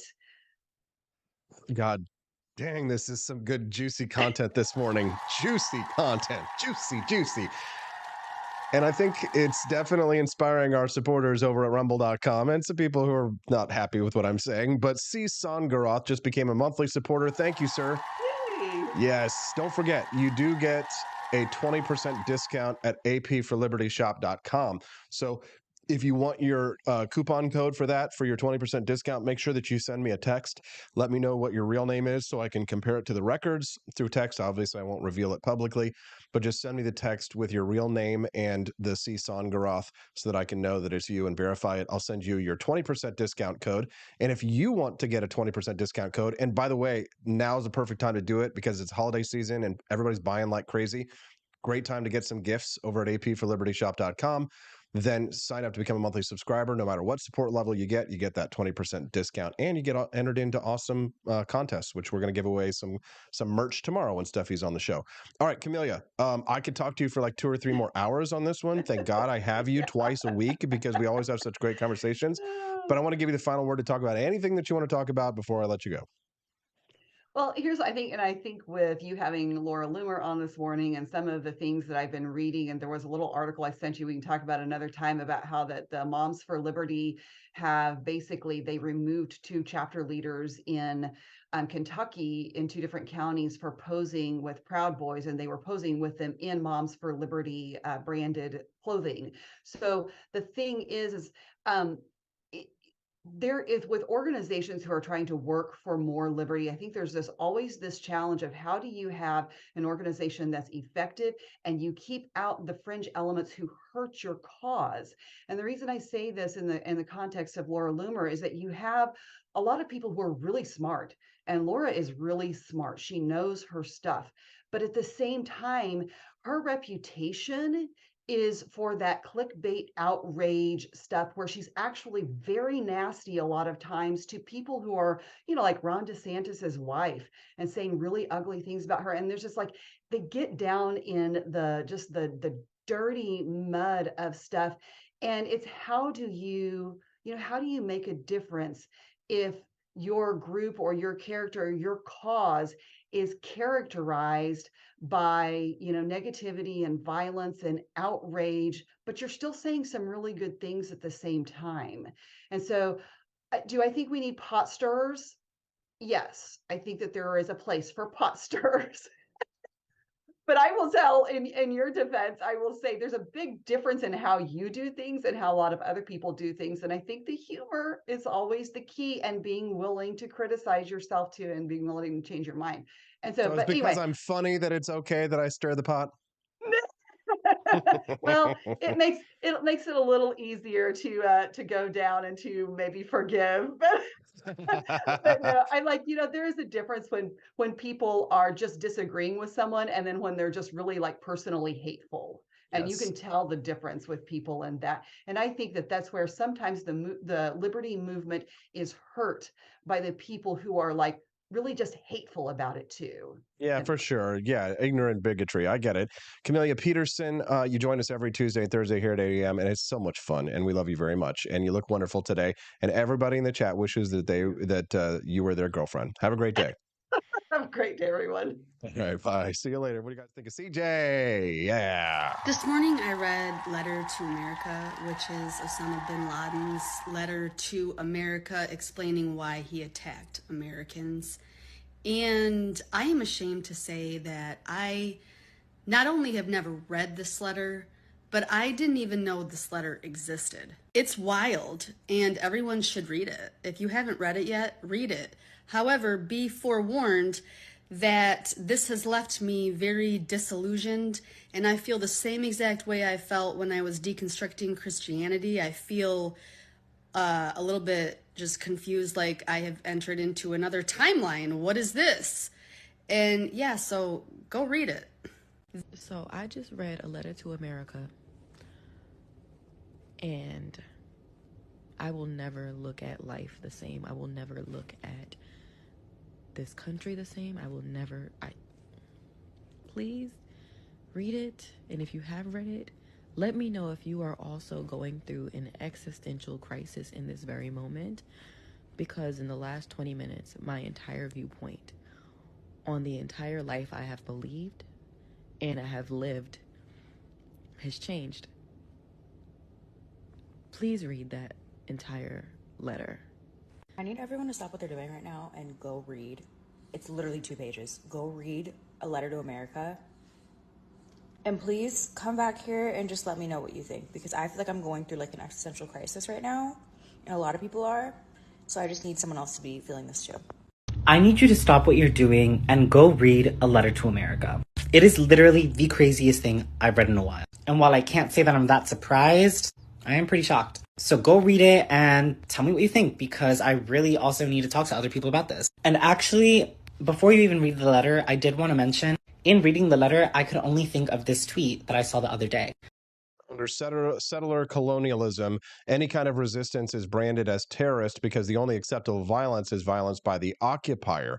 That's the tweet he's referring to. Under settler colonialism, any kind of resistance is branded as terrorist because the only acceptable violence is violence by the occupier. So this is fucking insane. I just read Osama Bin Laden's Letter to America, which I will be going through right here, but it's actually so mind-fucking to me that terrorism has been sold as this idea to the American people, and honestly just so many Western inhabitants within certain nations, that this group of people, this random group of people, just suddenly wakes up one day and just fucking hates you, just wants you dead, wants you gone, and this is all because they believe leftist or libertarian that they're better than us. Like, that is the root of terrorism. Let's play leftist or libertarian. Can you tell the difference? It doesn't make sense. They just hate your fucking nation. But reading this letter, it becomes apparent to me that the actions of 9/11 and those acts committed against the USA and its people were all just the buildup of our government failing other nations. Cringe. God, it's so cringe. Is that Dave Smith that's making that argument? My voice just wants to. See, this is a girl who she's saying, me when I got, ostensibly a girl, me when I got the news in 2011 that, quote, we got him. She's showing that she's celebrating.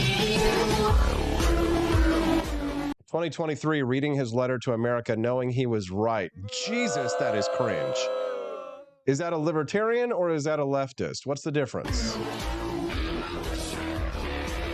In majority of these situations, and this letter was insanely eye-opening. I really urge everybody to Google and read it, because I thought that I had quite a lot of media literacy, but this takes it to a whole nother fucking level. I'm surprised you're literate, especially considering you're displaying signs of mental illness. Where I was just like, holy shit, like propaganda is genuinely so deeply embedded into our fucking DNA. Read A Letter to America. You're probably waking up. You probably have a lot of questions. Welcome to the club. Good God, it's horrible. It's awful. It's terrible. It's time for us to get off of this for a moment and go talk to Daniela Pensac about how great men move the wheels of history. Blood alone moves the wheels of history. The new Napoleon film coming out. Talk to Daniela about that and many other things when we get back on the Wake Up America show at wakeupAmericaShow.com.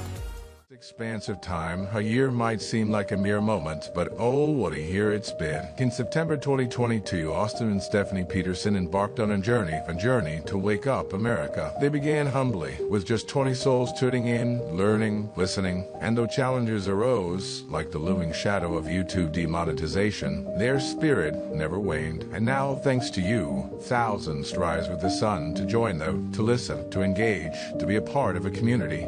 So here's to you, and to Wake Up America, for memories shared, for friends made, for the journey ahead, and for never, ever forgetting to rise and freedom. Happy anniversary. I'm Donald Trump, and I approve this message. Believe me, Austin Peterson is the best. He's got the greatest Wake Up America show I've ever seen. Whenever I tune in the mornings and watch the live stream, let me tell you, he has got the absolute best content. I love his guests. It's just a total blast to watch, and I highly endorse and recommend the Wake Up America show. It's terrific, believe me.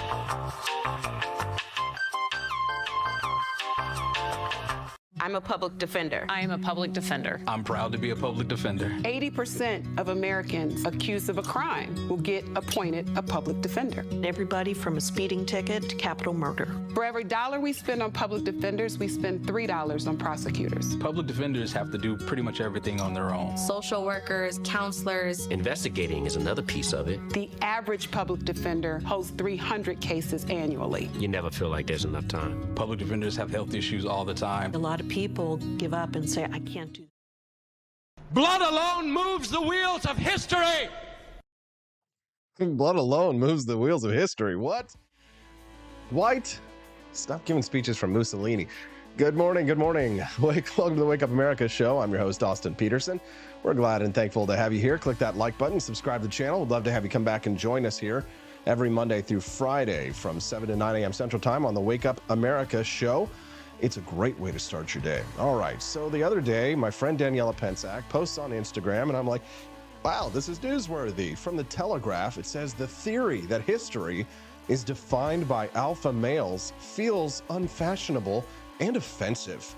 But Ridley Scott's Napoleon proves we can't let it go.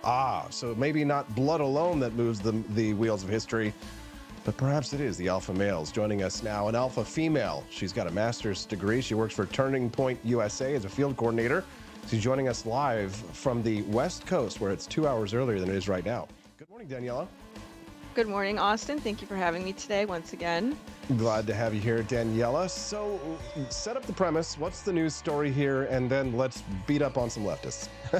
Right, exactly. Well, if you guys aren't aware, that Telegraph article has been making its rounds on Twitter a couple days ago, where it said that the upcoming Ridley Scott film Napoleon, that's set to release at the end of this month, is promoting a very dangerous ideology. And this is great man theory. Now, for those of you that aren't familiar with what great man theory is, essentially what it is that it promotes the idea that certain people are born with specific leadership qualities that shape history, right? These are like really influential people. Think Julius Caesar, George Washington, Alexander the Great, people like that, Winston Churchill, and yes, of course, Napoleon Bonaparte.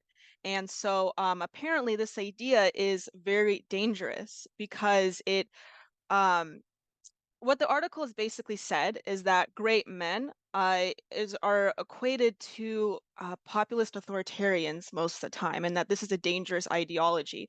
And so the fact that people are getting excited about this film is still indicative of the fact that we still worship these great men. Now, after the article was published, another I actually found on Twitter that another source had said that this film is actually set to humiliate Napoleon, so progressives and leftists can rest easy another night. Apparently they're not going to make Napoleon a great man in this upcoming film. It's set to actually make him look bad and make like a flawed narrative of him. Apparently, I'm still going to see the film. I'm interested to see it. Maybe I'm hoping it'll take a more nuanced take. This all could be just a big marketing ploy. Who knows? I just saw it get really popular on Twitter, so maybe it is. But I wouldn't be surprised if it does go out of its way to humiliate or make Napoleon look bad, because in this day and age, we apparently can't enjoy historical films if they're about influential white men. In fact, I even go so far as to say if it'll be a right-leaning or conservative white woman either. I mean, if we make a movie about Margaret Thatcher today, imagine the uproar that would cause, right? So we can't enjoy Daniela, any historical I know. films. The present company excluded, why do your peers, white females, overall, in general, not all of them, but why do they hate us white men so much? What have we done to them?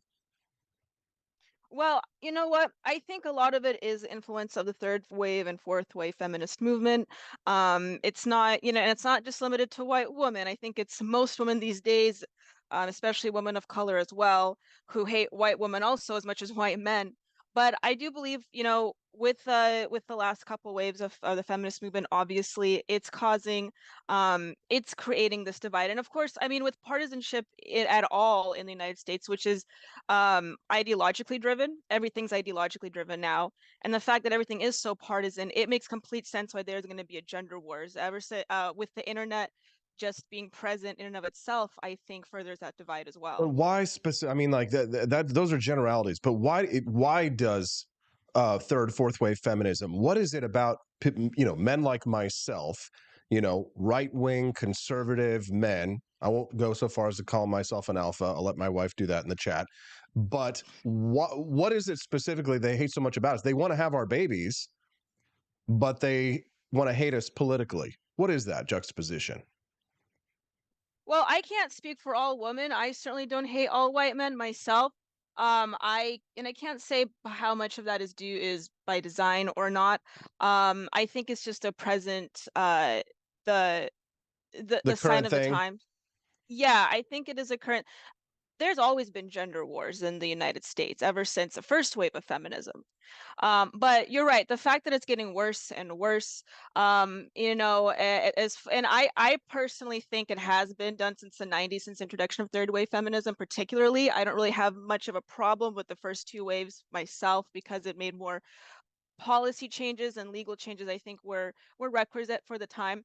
But once you get more into the philosophy and the political theory of it since the 90s, I think it's going a little bit too far. And since the introduction of the transgender movement into the fourth wave, I think that's just turning the entire sex divide or gender divide, however you want to call it, upended it on its head. And I think that also contributes to the male hate, especially, and I think for the last like 20-30 years that's maybe causing more men wanting to become women as well. Who knows? Because Guilt. with Do you think guilt is part of it? do I think what is part of it? Guilt. Oh yeah, absolutely. Guilt is a huge part of it. In the gender wars or the sex wars, also in the racial element as well.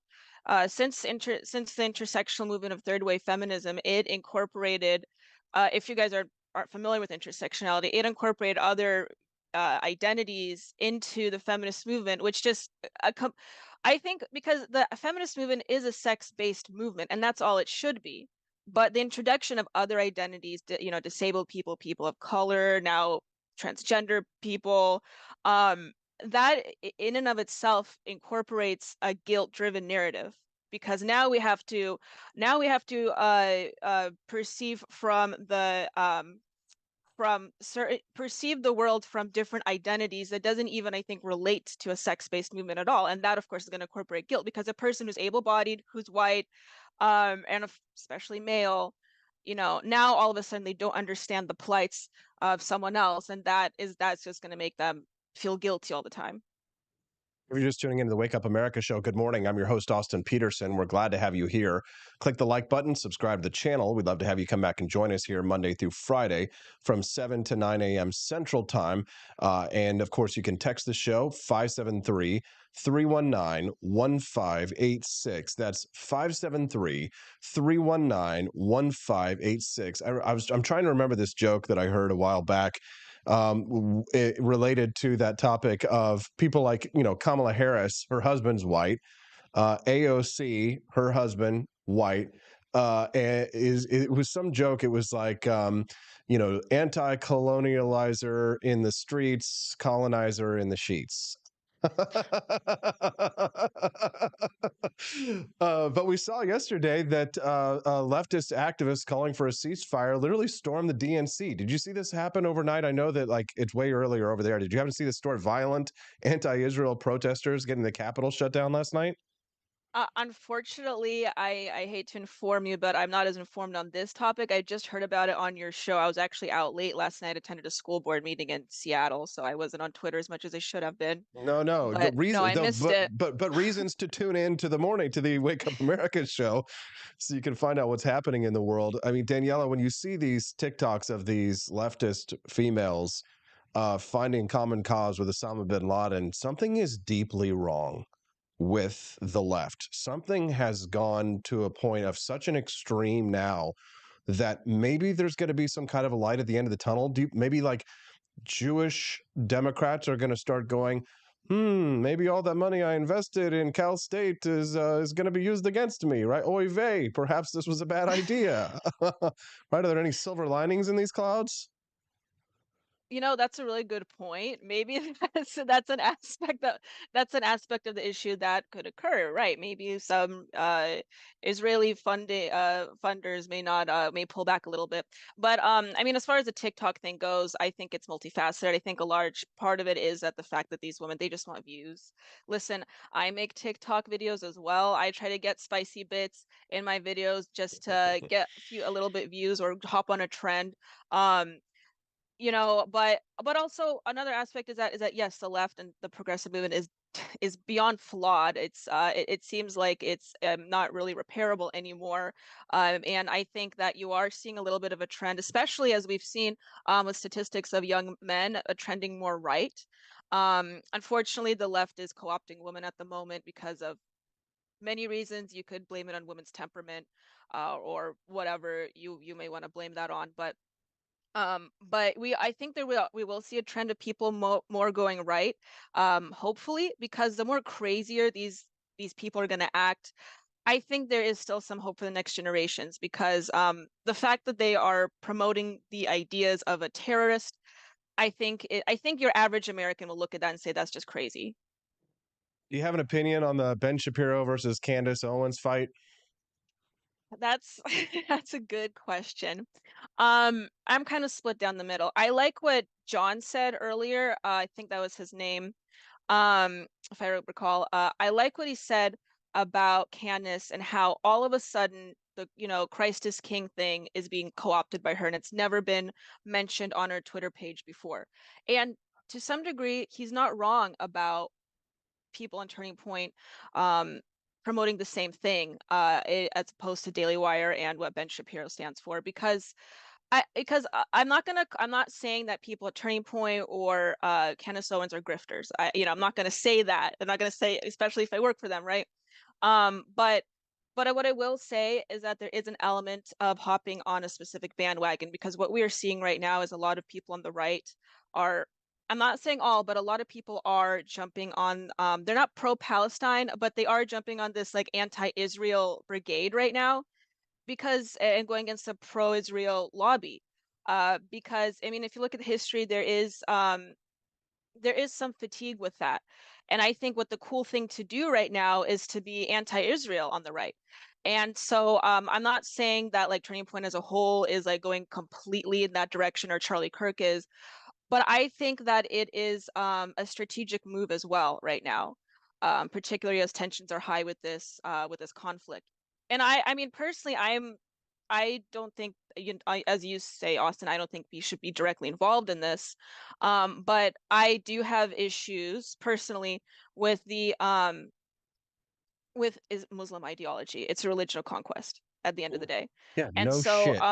yeah, so I don't like seeing people on the right, especially people on the far right, align with Muslims right now. I really don't. I mean, people here have every right, per the First Amendment, to enjoy their religious views, to practice their religious views, but we don't need to be aligning ourselves with conquest ideology from the Middle East. And so I think siding with Israel right now as Americans is probably a better strategic move, I think, than siding with frankly some of these Palestinians, they act like barbarians. And I think that, you know, if you look at their actions, I just can't see how you could side with that side of the conflict. But Completely agree, Daniela Pensac. I mean, good God. I knew there was a reason that we started having you as a regular on the show, because you're brilliant. Daniela, is there anything else that you'd like to share with us? I know we had another topic we didn't get to, but news is news. Bigger things came along.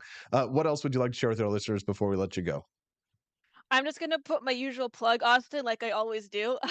Follow me on Twitter at Pensac Daniela, and on Instagram, official Daniela Pensac. I love coming on the show, and next week, I believe you said it's off though, correct? We're going to be off next week, yes, for Thanksgiving. Thursday, so no Thursday for next week, but I'll be back as soon as Thanksgiving is over. You do listen to the show when it's not just you on there, Daniela Pensac. Yes, Thirsty Thursdays with Camilia and Daniela. Thank you for your time today, Daniela, and we'll see you after the Gobble Gobble Thanksgiving holiday. Have a good one. Thank you, you too. Thank you very much. What do you guys think of Daniela Pensac? Send us a text, 573-319-1586. This show has been wild today, man. We have been wildin'. God, I've got so many clips that I haven't been able to play this morning, like these leftist activists storming D.C. last night. Check this out. Look at them. Violent insurrectionists. Look at this. Ceasefire my ass.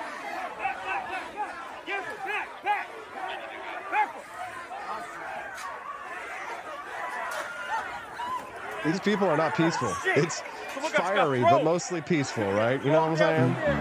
People got thrown down the stairs.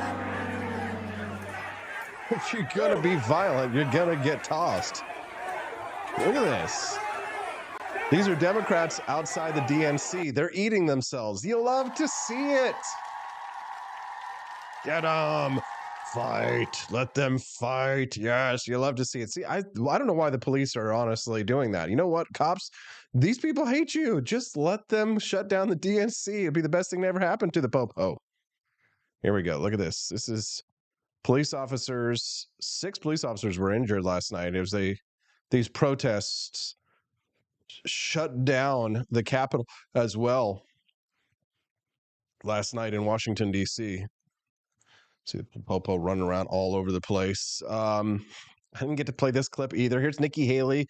Oh, wait, no, we did play this. We played this clip yesterday.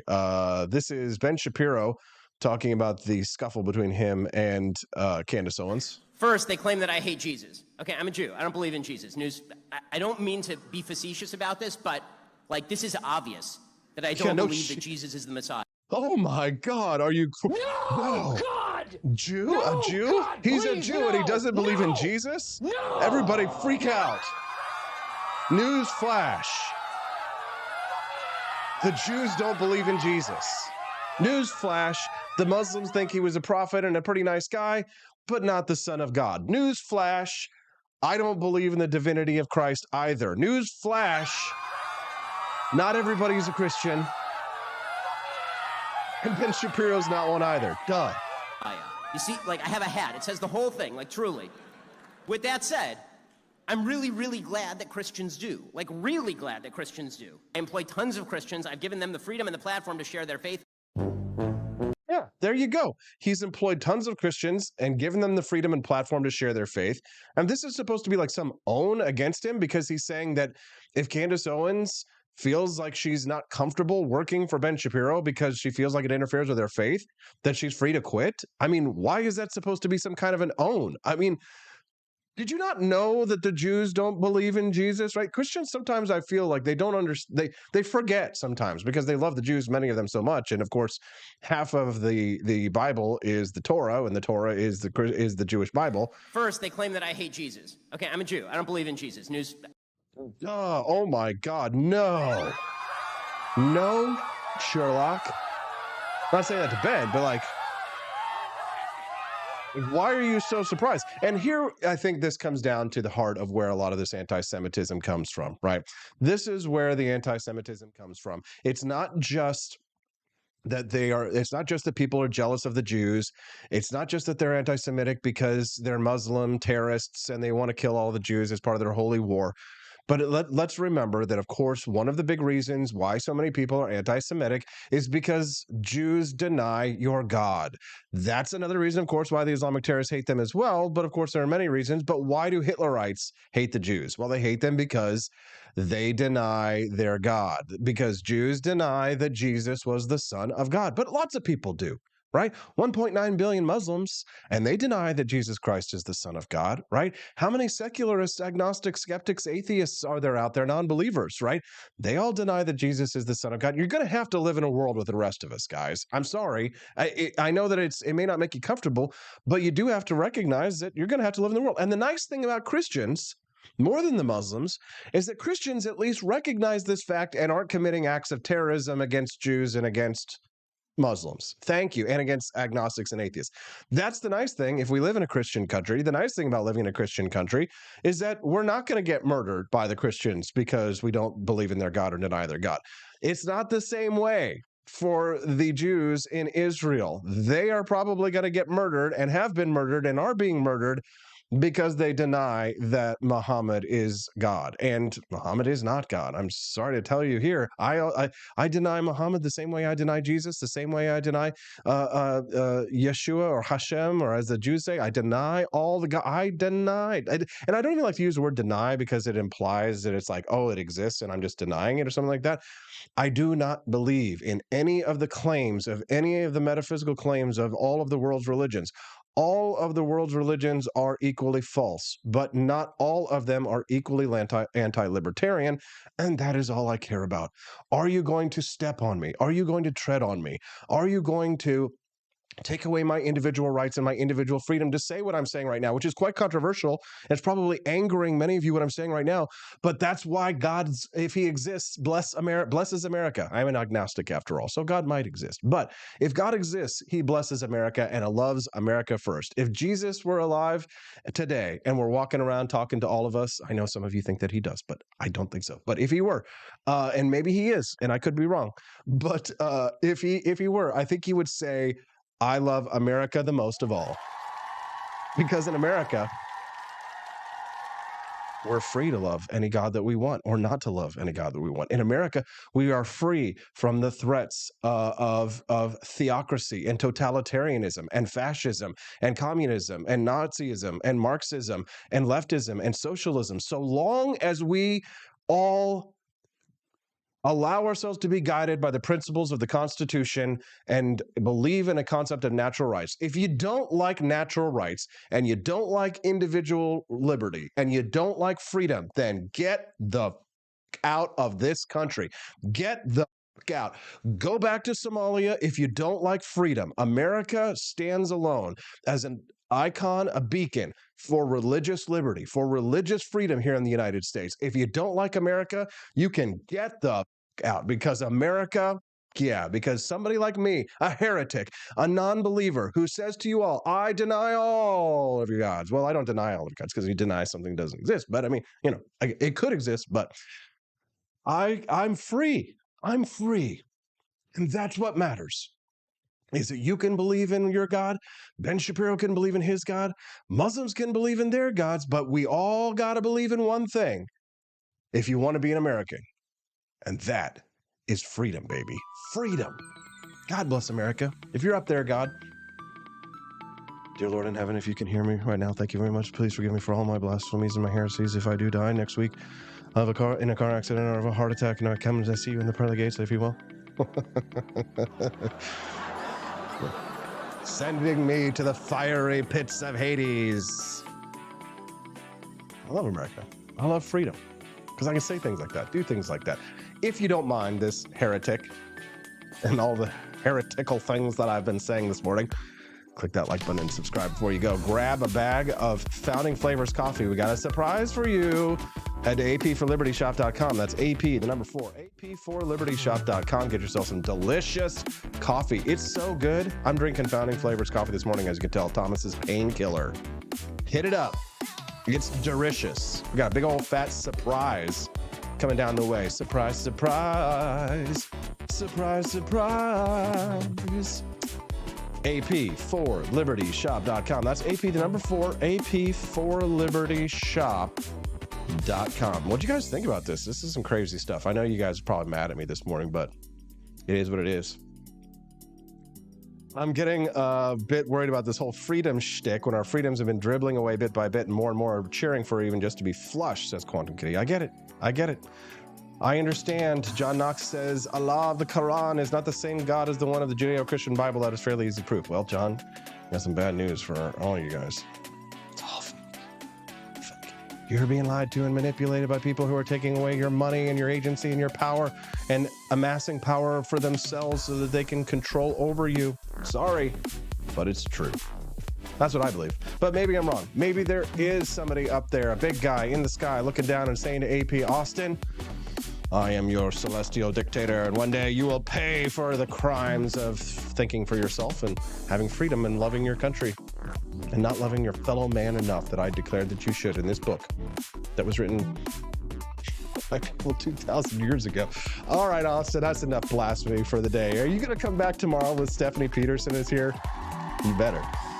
It's good. Steffi balances me out, doesn't she? She's much sweeter than me. I can be a little sour, a little salty.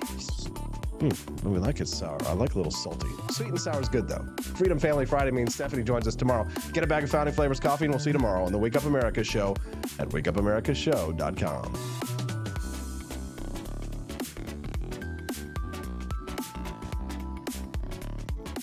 Expanse of time, a year might seem like a mere moment, but oh, what a year it's been. In September 2022, Austin and Stephanie Peterson embarked on a journey to wake up America. They began humbly, with just 20 souls tuning in, learning, listening, and though challenges arose, like the looming shadow of YouTube demonetization, their spirit never waned. And now, thanks to you, thousands rise with the sun to join them, to listen, to engage, to be a part of a community.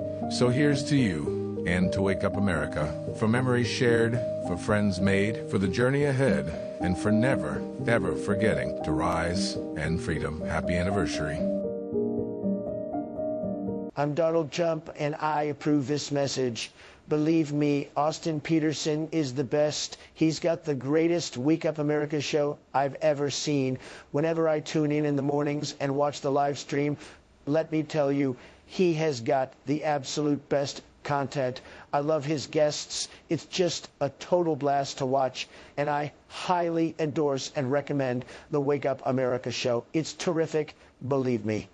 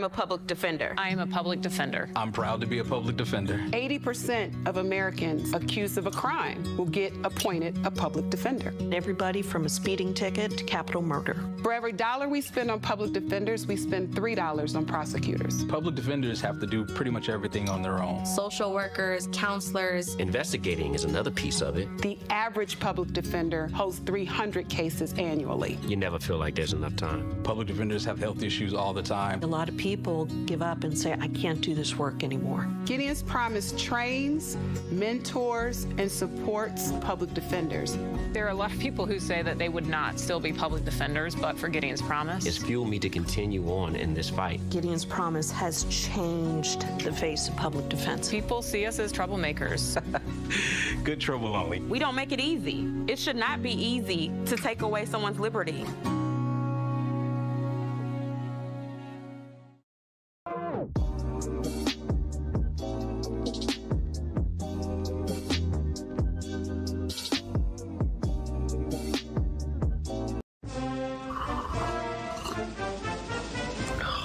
Tired of spending your hard-earned money on woke corporations that don't share your pro-freedom values? Fed up with sipping liberal lattes and progressive cappuccinos? Introducing Founding Flavors from AP for Liberty Shop. Get your day started with Washington's Revolutionary Roast. As robust and principled as the man himself, this blend is the shot of energy heard round the world. Or maybe you want to taste the fervor of freedom with Adams's Patriotic Perk. It's as dynamic and balanced as the U.S. Constitution, sure to awaken your spirit of liberty. For the aficionados, we've got the Jeffersonian Java, a complex mix of flavors that speaks volumes about your refined tastes. And don't forget Betsy's Liberty Lullaby, our decaf option, crafted with the same care and dedication Betsy Ross put into our Star-Spangled Banner. This blend lets you enjoy the taste of freedom anytime without losing sleep. No woke beans here, folks. Just pure, patriotic, pro-freedom flavors brewed with love for liberty. So why compromise your principles for a cup of coffee?